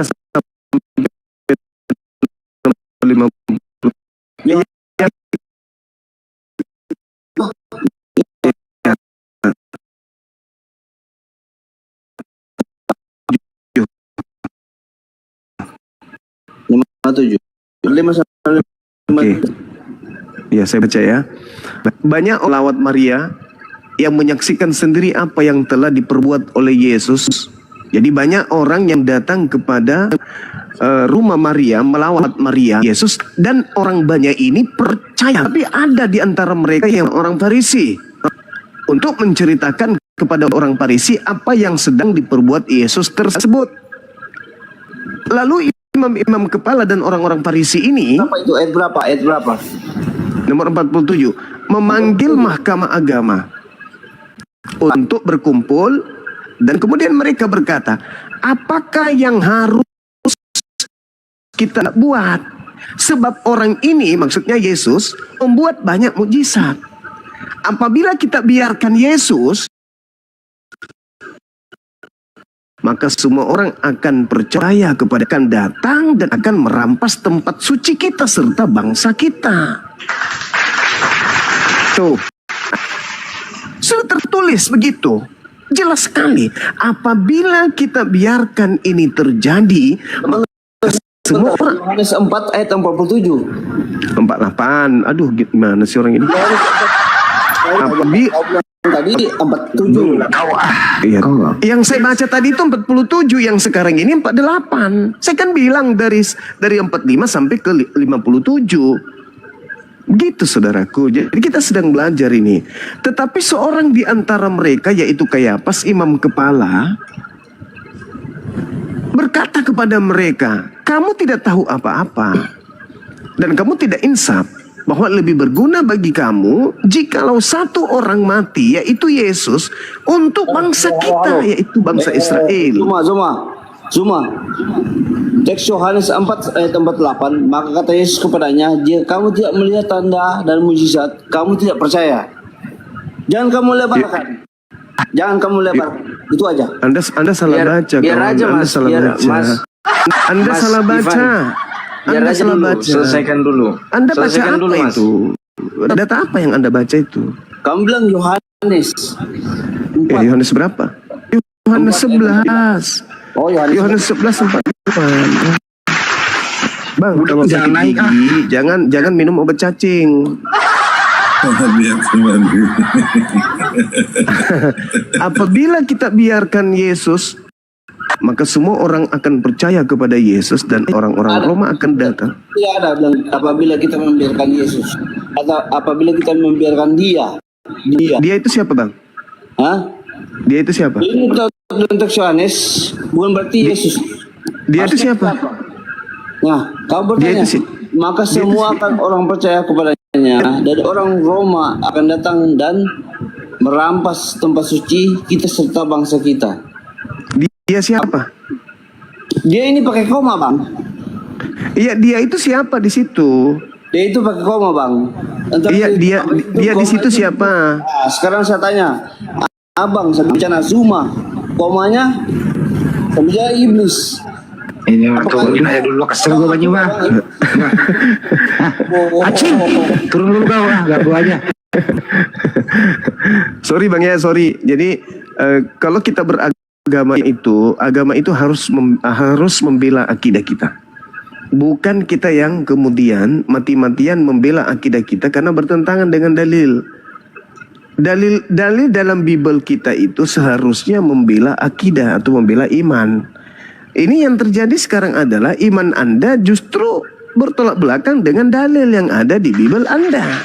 Sehingga Anda mati-matian membantah ketika saya meluruskan proses yang ada bahwa Yesus itu ingin disalib karena mereka tidak ingin bangsanya dirampas oleh Roma. Itu kan tertulis. Apabila kita membiarkan orang ini, maka orang Roma akan datang dan akan merampas tempat suci serta merampas bangsa kita. Itu kan dalil. Maka mulai saat itu imam kepala yaitu Kayafas bernubuat bahwa Yesus harus mati untuk bangsa itu. Bangsa mana? Bangsa Israel. Maka mulai saat itu mereka bersepakat membunuh Yesus. Nah tadi saudara siapa namanya? Pargas minta dalil. Mana unsur politiknya? Apabila kita biarkan Yesus melakukan mukjizat dan semakin banyak orang percaya kepada dia, maka semua orang akan percaya kepadanya dan orang-orang akan datang dan akan merampas tempat suci supaya bangsa mereka tidak dirampas oleh bangsa Romawi. Dengan cara apa? Dengan cara membunuh Yesus. Supaya apa mereka membunuh Yesus? Supaya bangsanya tidak dirampas oleh Romawi. Nah itu politik tidak? Politik. Andaikan kemudian imam kepala berkata, Yesus harus mati untuk menebus dosa kita, maka fix Yesus mati untuk menebus dosa. Tapi faktanya, Yesus harus mati untuk bangsa mereka, agar bangsa mereka tidak dirampas oleh Yahudi, oleh Romawi. Bukan dikatakan Yesus harus mati agar dosa-dosa kita ditebus. Itu nggak ada. Tapi Yesus harus mati agar bangsa kita tidak dirampas oleh Roma. Nah, itulah akarnya, itulah awalnya. Kenapa Yesus ingin dibunuh? Karena takut bangsa mereka dirampas oleh orang Roma. Kenapa Yesus ingin dibunuh pada saat dia mati? Pada saat dia bayi? Karena bangsa Romawi takut mereka tidak lagi berkuasa terhadap tanah Bethlehem. Karena bangsa Romawi takut kalau kerajaannya diganti oleh kerajaan Yesus. Karena bangsa Romawi takut kalau kerajaan Daud kembali bangkit. Karena kerajaan Romawi takut kalau kerajaan Israel dari Ben Yakub itu kembali berjaya. Maka mereka dari sejak bayi Yesusnya harus dibunuh. Ketika ternyata dia kecolongan dan sudah mulai besar, justru bangsanya sendiri yang ingin membunuhnya agar bangsa Romawi tidak merampas bangsa mereka. Jadi unsur politik lah yang melatar belakangi pembunuhan dan penyaliban terhadap Yesus. Apakah Tuhan pencipta langit dan bumi rela nabinya dibunuh, disalib untuk politik? Tentu tidak. Silakan.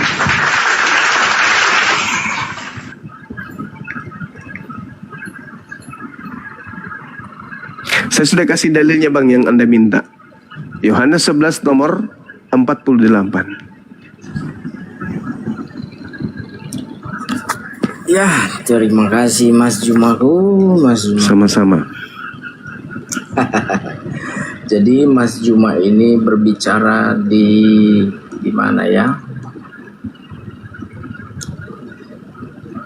Ya nggak apa-apa. Kalau Mas Juma ini menebak ayat ini sebagai politik orang Yahudi, itu terserah. No problem. Tetapi satu hal ya. Kalau saya bilang begini, asal usul ahli-ahli Taurat membenci Yesus bukan karena politik, tetapi karena mereka tersaingi. Ya. Karena dari ayat-ayat dari awalnya ya, Yesus itu mengajar, Yesus itu mengajarin kitab-kitab Taurat ya, Yesus itu mengajarin kitab-kitab Nabi.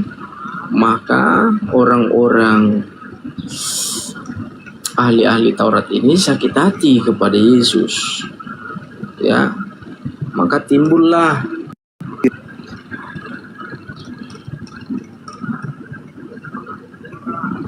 kejahatan-kejahatan itu di dalam hati mereka.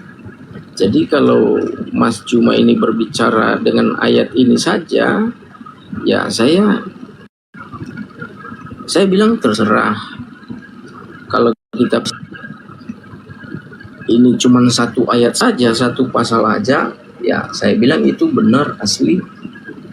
Tetapi karena ini ayat berkata segitu banyak dan ini enggak berbicara, awal usulnya itu tidak berbicara soal politik, tetapi sakit hati karena mereka tersaingin soal pengajaran Alkitab atau ahli Taurat.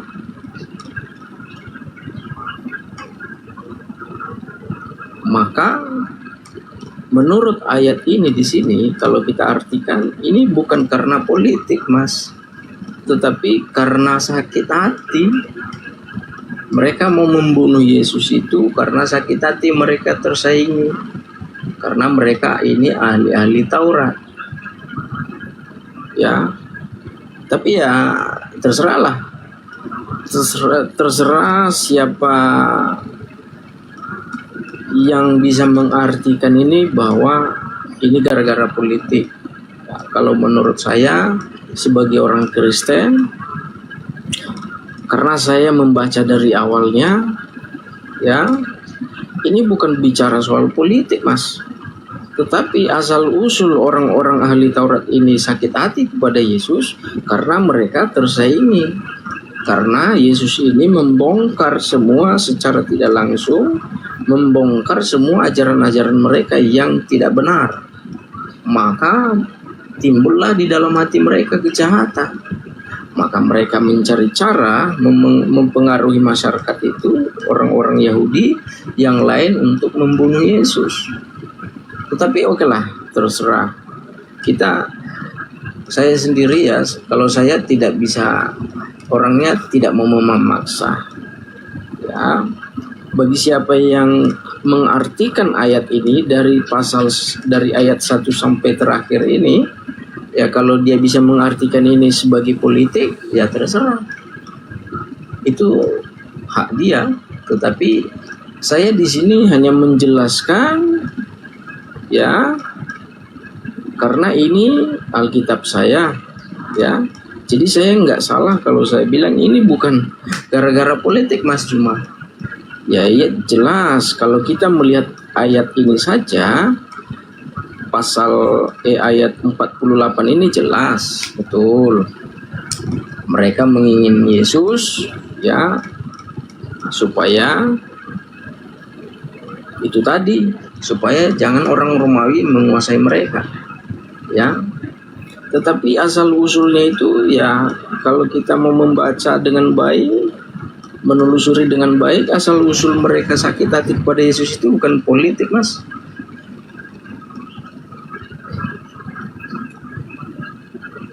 Oke, itu saja. Saya nggak begitu lama-lama karena ya saya orangnya tidak bisa memaksa, Mas.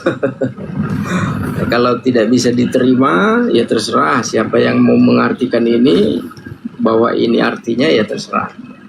Yang penting kita menjelaskan di sini.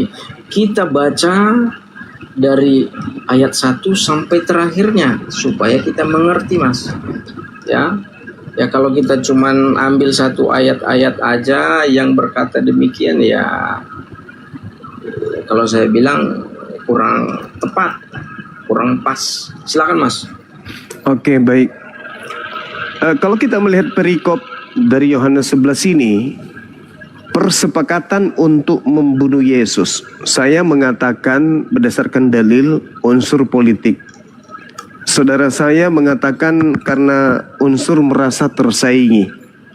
Ya, tersaingi dalam bidang apa? Dalam bidang mencari simpatik dan kemudian pengajaran tadi yang saya bilang. Tersaingi tentang pengajaran kitab-kitab tersaingi Taurat atau kitab-kitab para nabi, betul. Ya. Oke. Mereka tersaingi, padahal yang tertulis di situ adalah menyaksikan sendiri apa yang telah diperbuat Yesus, percaya kepadanya. Ini kenapa terjadi? Karena di situ Yesus membangkitkan Lazarus, saudara Maria. Maka mereka kaget, mereka percaya, wah Yesus ini betul-betul hebat. Tapi di antara mereka ada yang pergi kepada orang Farisi, menceritakan kepada mereka. Anda meminta saya tadi membaca dari data 1. Tapi ketika saya membaca dan menyampaikan isi daripada data nomor 1 dan seterusnya sampai ke data nomor 44 ini, itu salah satunya adalah Yesus mengatakan, Lazarus, marilah, keluarlah kamu dari kubur. Lazarus bangkit. Orang-orang yang datang di sana banyak menyaksikan, terkesima. Yesus ini benar-benar hebat, luar biasa. Maka di antara mereka yang datang melihat itu percaya kepada Yesus. Maka sebagian dari antara mereka datang melapor kemudian kepada orang-orang Farisi, sehingga mereka punya kesimpulan Yesus ini harus dibunuh. Nah, saudaraku, ketika Mas Juma, sabar dulu. Enggak, kita kan udah panjang lebar nih. Ya sekarang tanya jawab aja lah biar cepat. Iya, ini maksud saya.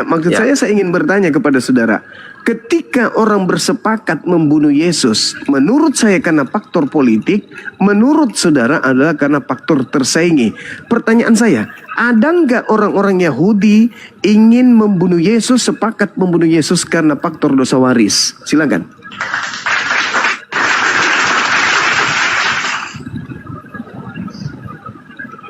Faktor dosa waris dalam arti maksudnya gimana nih? Kan orang Kristen mengatakan Yesus mati untuk menebus dosa kalian, kan? Nah, pertanyaan saya, Ya. ada nggak orang-orang Yahudi ingin membunuh Yesus karena faktor dosa waris ini? Karena faktor ingin nebus dosa. Sementara kita sudah mengkaji Yesus ingin dibunuh karena takut bangsanya dirampas oleh orang Roma. Nah, pertanyaan saya, ada nggak Yesus ingin dibunuh? Mereka sepakat ingin membunuh Yesus karena adanya penebusan dosa. Ada nggak itu, Bang?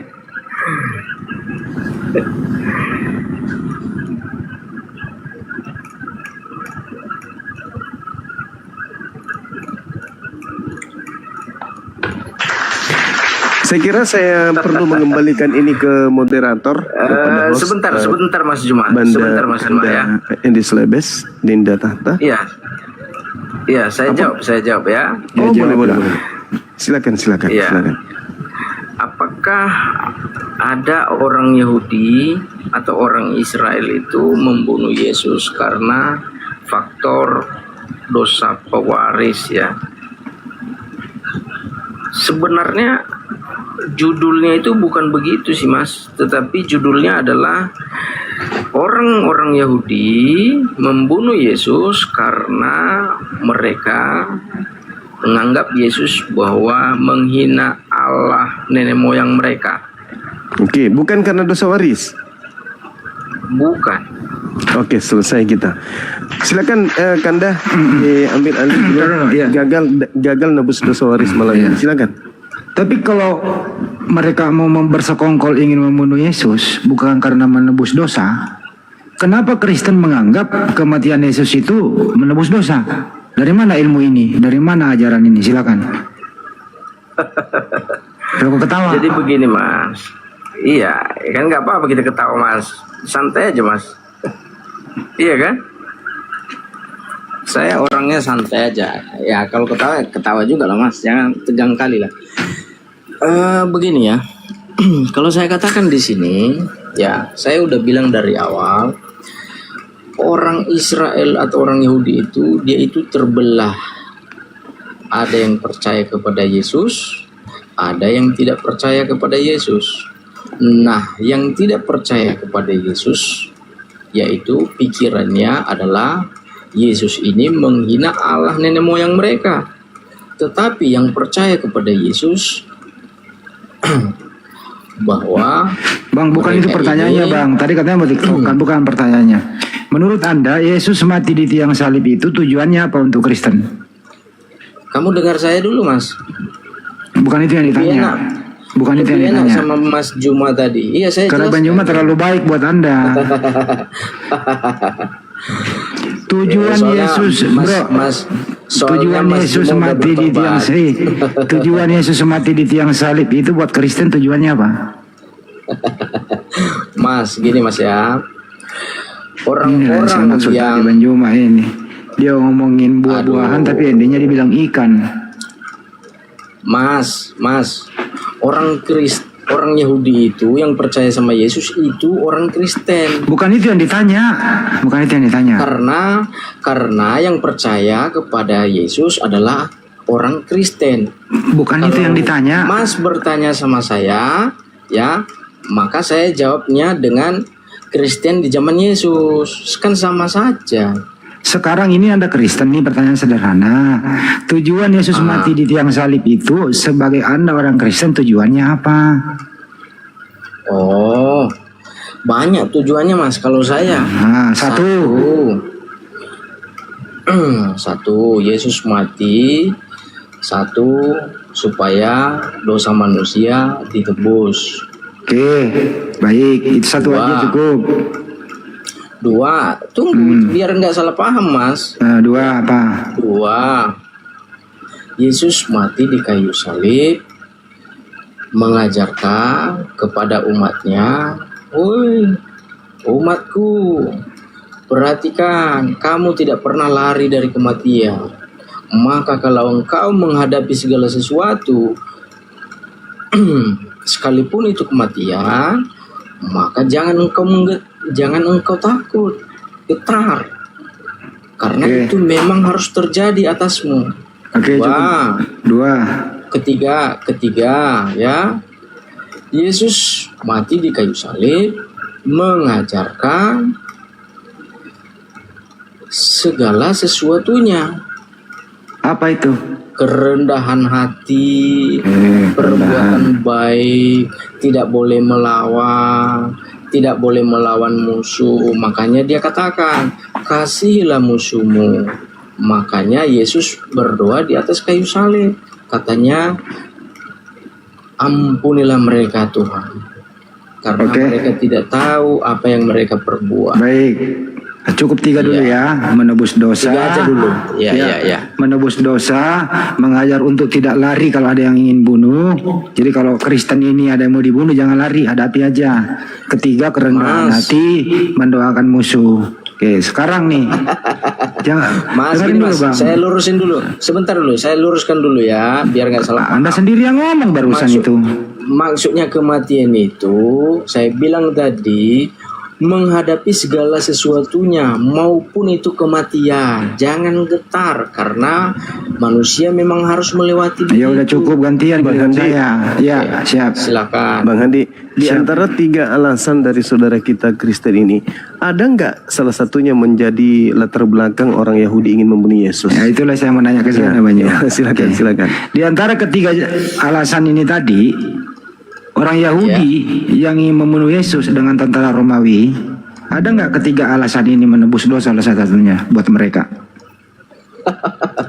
Jangan nangis.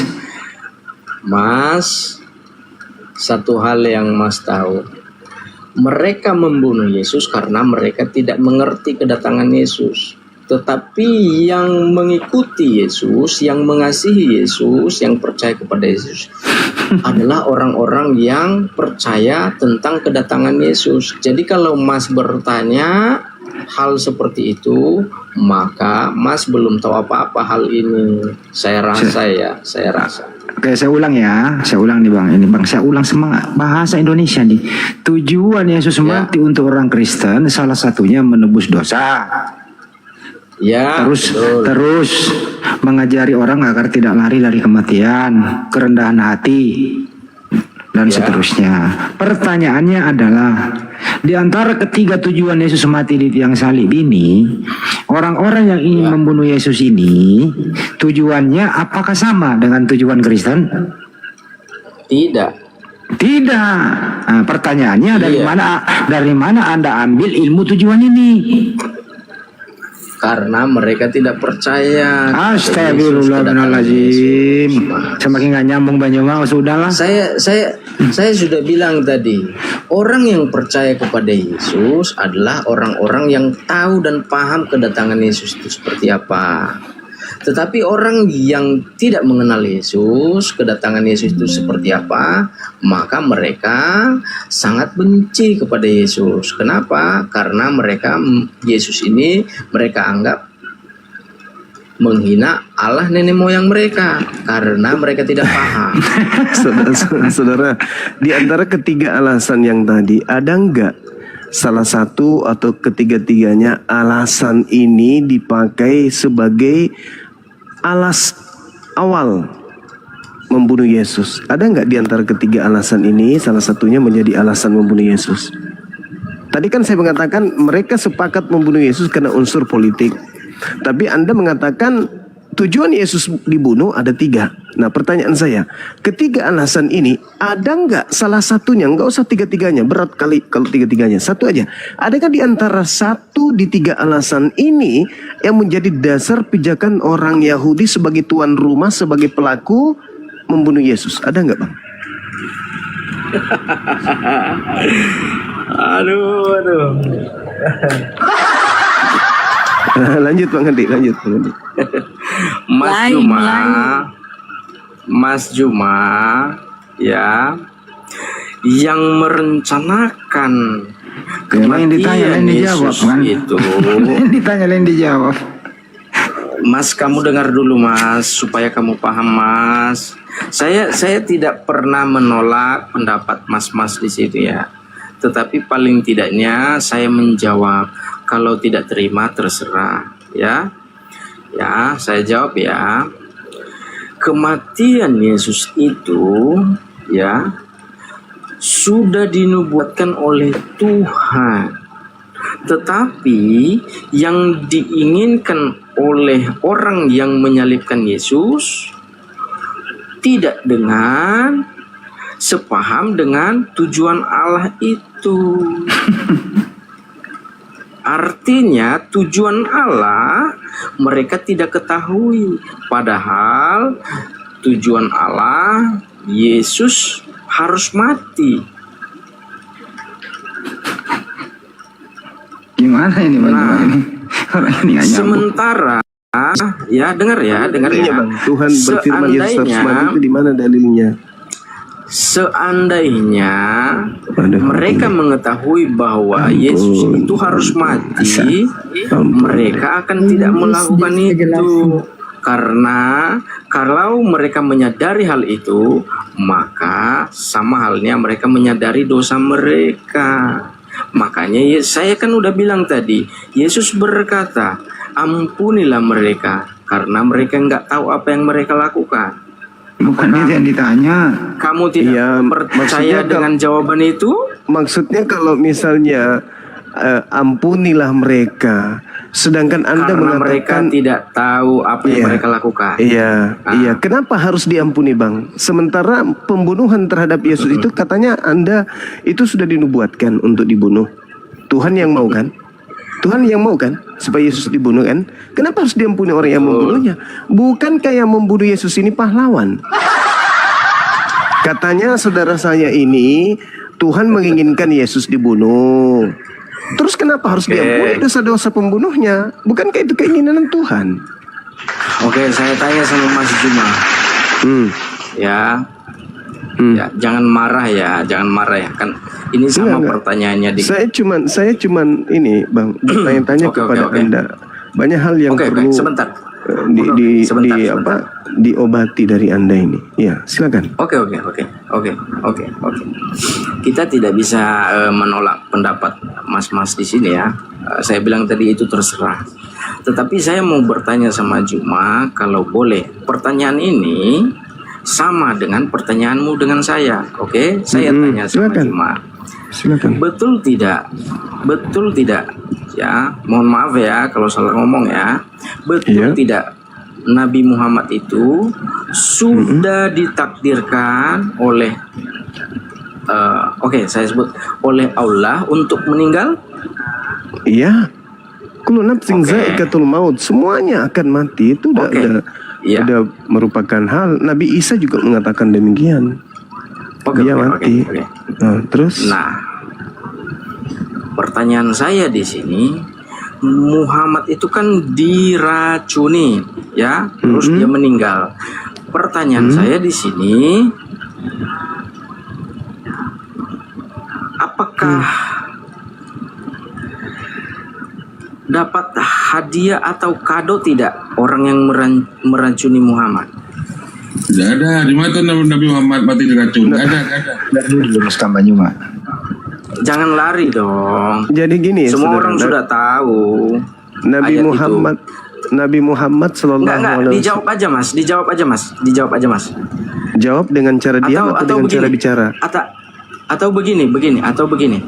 Ada seseorang, ya, orang ini sudah dinubuatkan dia hidupnya harus mati karena dia manusia, karena manusia harus mati, oke? Tetapi dia ini diracuni, ya. Pertanyaan saya, ya, orang yang meracuni dia berdosa atau tidak? Ini tidak Berdosa. berdosa ya, berdosa. Iya. Oke, Mas Juma sudah menjawab sendiri pertanyaan Mas Juma, Ya. ya. Jadi kalau Mas Juma bertanya, apakah yang membunuh Yesus itu sebagian dari rencana Tuhan? Jawaban saya tidak. Kenapa? Mas Juma sudah menjawab sendiri. Lucu ini Bang, lucu. Jadi gini, dengarkan saya dulu. Jangan tertawa kalau belum lucu. Itu aneh. Silakan. Oke. Jadi gini. Mas Juma boleh ketawa kok. Mas Juma boleh ketawa. Saya tidak akan ketawa sebelum Anda sembuh. Anda parah. Jadi gini kok. Aduh. Jadi gini. Ya. Ketika Nabi Muhammad itu diracun, tidak ada yang mendapatkan manfaat di sana. Dan tidak ada kemudian Tuhan menubuatkan Nabi Muhammad diracun. Tidak ada dalil dalam kitab suci kami Nabi Muhammad dinubuatkan untuk diracun. Nabi Muhammad diracun dan 4 tahun setelahnya kemudian beliau masih berdakwah, bahkan memimpin jemaat untuk melakukan haji wada.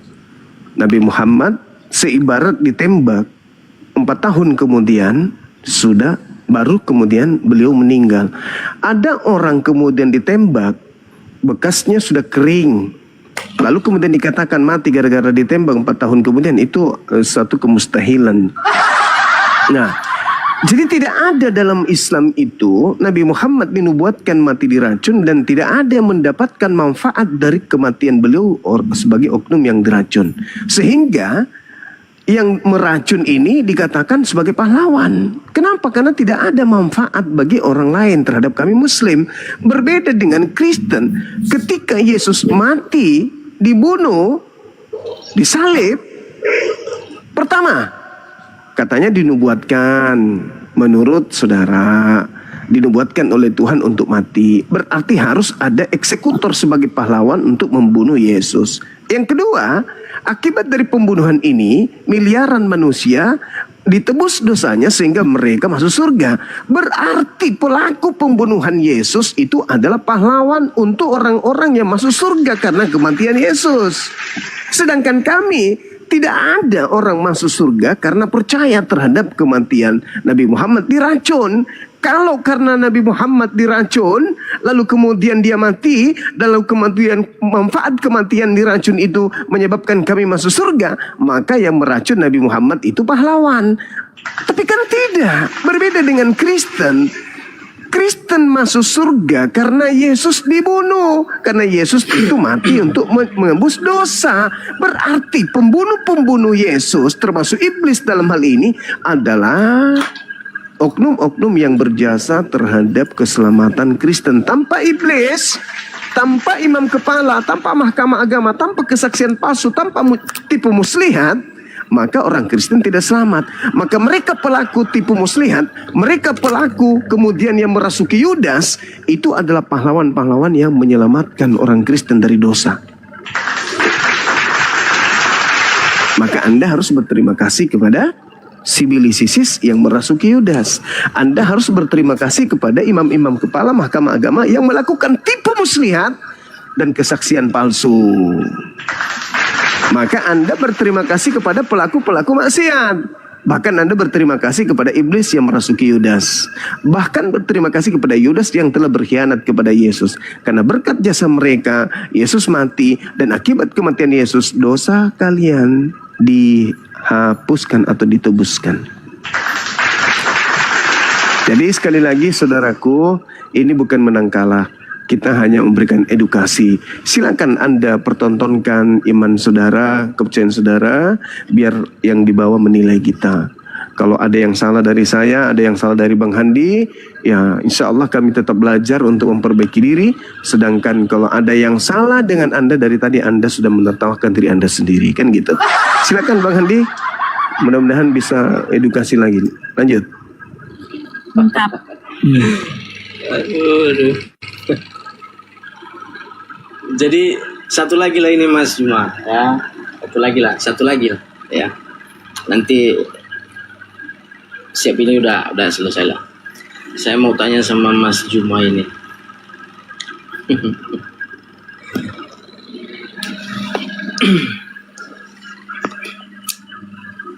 Rencana manusia itu sama nggak dengan rencana Allah atau dengan rencana Tuhan? Kalau menurut Mas Juma bagaimana?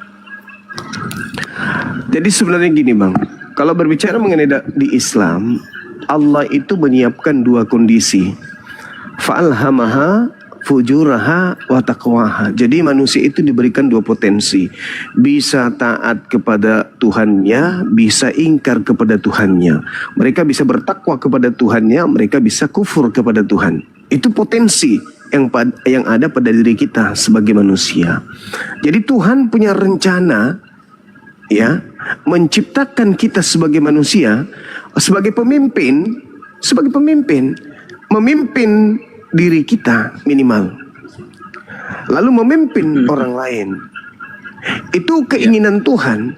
Namun kalau dalam ajaran agama Islam, wa ma khalaqtul jinna wal insa illa liya'budu. Aku tidak menciptakan manusia selain untuk beribadah kepadaku, menyembah kepadaku. Jadi tugas kita sebagai manusia itu sebenarnya hanya menyembah. Tidur, bangun tidur, tugas kita hanya menyembah. Sejak dari kita bangun tidur sampai kita tidur kembali, kerjaan kita hanya menyembah. Adapun makan, adapun bekerja, adapun kemudian berkeluarga, punya anak dan seterusnya, itu hanya hiburan-hiburan yang Tuhan sediakan kepada kita. Makan, nonton, tertawa dan seterusnya. Pada intinya tujuan kita diciptakan itu hanya untuk ibadah. Yang lainnya itu hanya pelengkap saja. Makan, tidur, tertawa dan seterusnya itu hanya pelengkap. Tapi tujuannya adalah ibadah. Nah sekarang ada orang, ada agama yang membalik kenyataan. Dia tidak ibadah lagi. Dia disibukkan dengan prosesi-prosesi kehidupan mereka sebagai orang yang mengklaim diri mereka sebagai bukan lagi Tuhan, hamba Tuhan, tapi anak Tuhan. Nah kalau di Islam tidak. Islam hidup dari sejak dia dewasa sampai meninggal dunia tujuannya memang untuk beribadah. Yang lainnya itu bekerja, sekolah, kemudian apalagi bertetangga dan seterusnya itu hanya pelengkap. Tapi tujuan dia dicipta adalah untuk ibadah. Gitu saudaraku. Jadi di Islam itu jelas. Tujuan Tuhan menciptakan manusia untuk ibadah. Jadi kalau ada manusia dicipta untuk ibadah tapi dia tidak ibadah karena dia bukan lagi hamba Tuhan, tetapi faktanya dia masih melakukan ibadah, pertanyaannya dia ibadah kepada siapa? Kamu bukan lagi hamba, tetapi kamu adalah anak. Dan diajarkan dalam Galatia 5, kamu sudah dimerdekakan dari kuk penghambaan. Oke, kalau begitu, kalian menghambakan diri kepada siapa pada hari Minggu? Oke, udah siap Mas Juma? Ya udah. Terima kasih Mas Juma ya, sudah Sama-sama. telah menjawab dengan tepat dan pasti. Sebenarnya Mas Juma ini sangat pintar ya, sangat luar biasa. Tetapi kadang-kadang saya kurang tahu juga. Jadi begini, betul, rupanya Mas Juma ini mengetahui bahwa sisi manusia itu ada dua hal. Ya, artinya ada yang sepakat dengan Tuhan dan ada yang tidak sepakat dengan Tuhan.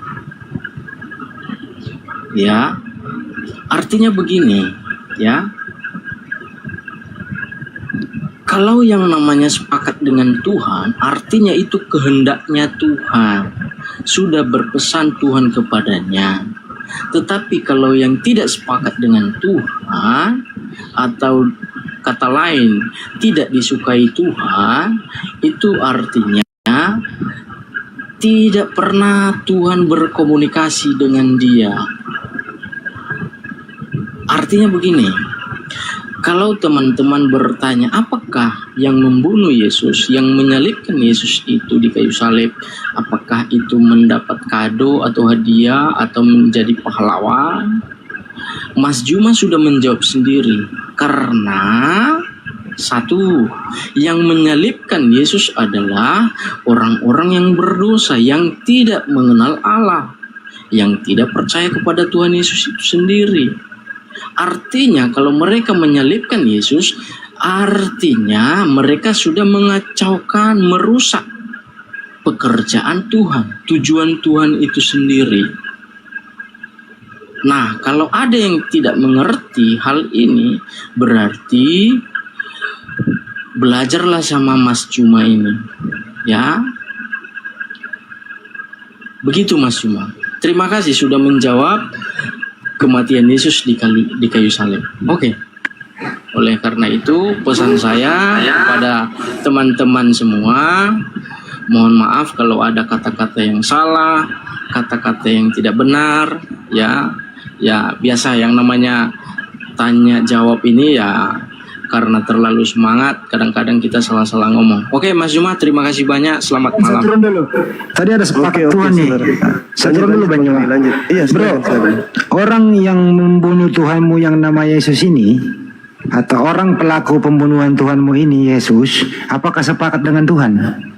Itu aja. Kalau mereka sepakat dengan Tuhan berarti mereka mengenal Yesus. Karena Berarti kalau Yesus enggak- adalah utusan Allah. Berarti kalau nggak sepakat dengan Tuhan, sepakat dengan siapa? Mereka sepakat dengan dirinya sendiri atau dengan si iblis. Terima kasih Bang Juma udah dijawab. Mantap. Weh, sepakat dengan iblis. Weh. Mantap. Iya, itu berarti tindakan mereka bukan tindakan yang dikenal oleh Allah. Makanya mereka murtad atau binasa, berdosa. Penyaliban ini itu rencana siapa, Bang? Gimana? Penyaliban itu rencana siapa? Aduh, Mas mau padahal Mas sudah jawab tadi ya. Balik lagi ya. Jadi Enggak, begini. maksudnya kan tadi Iya. orang-orang yang menyalib Yesus itu sepakat dengan iblis. Nah, sekarang Oke. penyaliban ini Begini. rencana siapa? Saya mau menjelaskan ya. Tuhan memilih nabi, ya. Dan Tuhan sudah mengetahui, merencanakan bahwa nabi ini harus mati. Oke.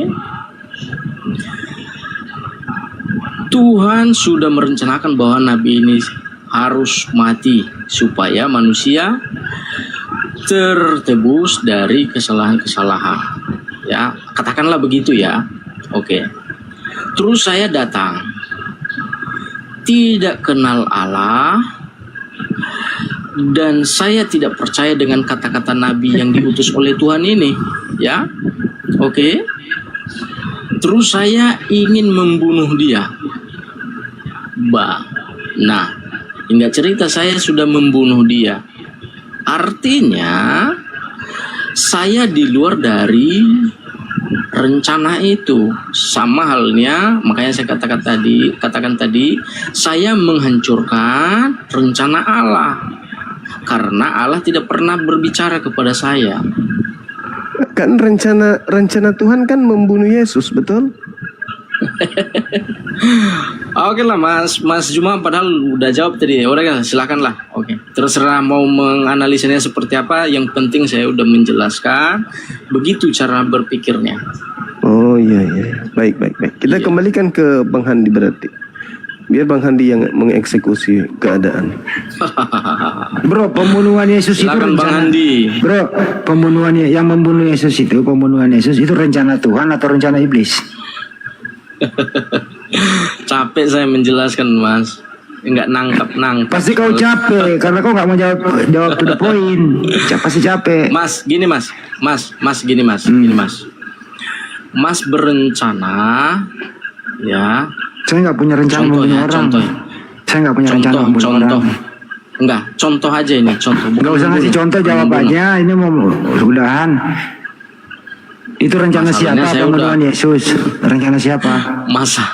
Masalahnya saya udah menjawab dari tadi Mas. Assalamualaikum warahmatullahi. Sini Bang Andi, gua makan. Iya, makan. Pendapat kita kan berbeda-beda Mas. Kenapa bapaknya bunuh anaknya? Supaya apa? Karena bapaknya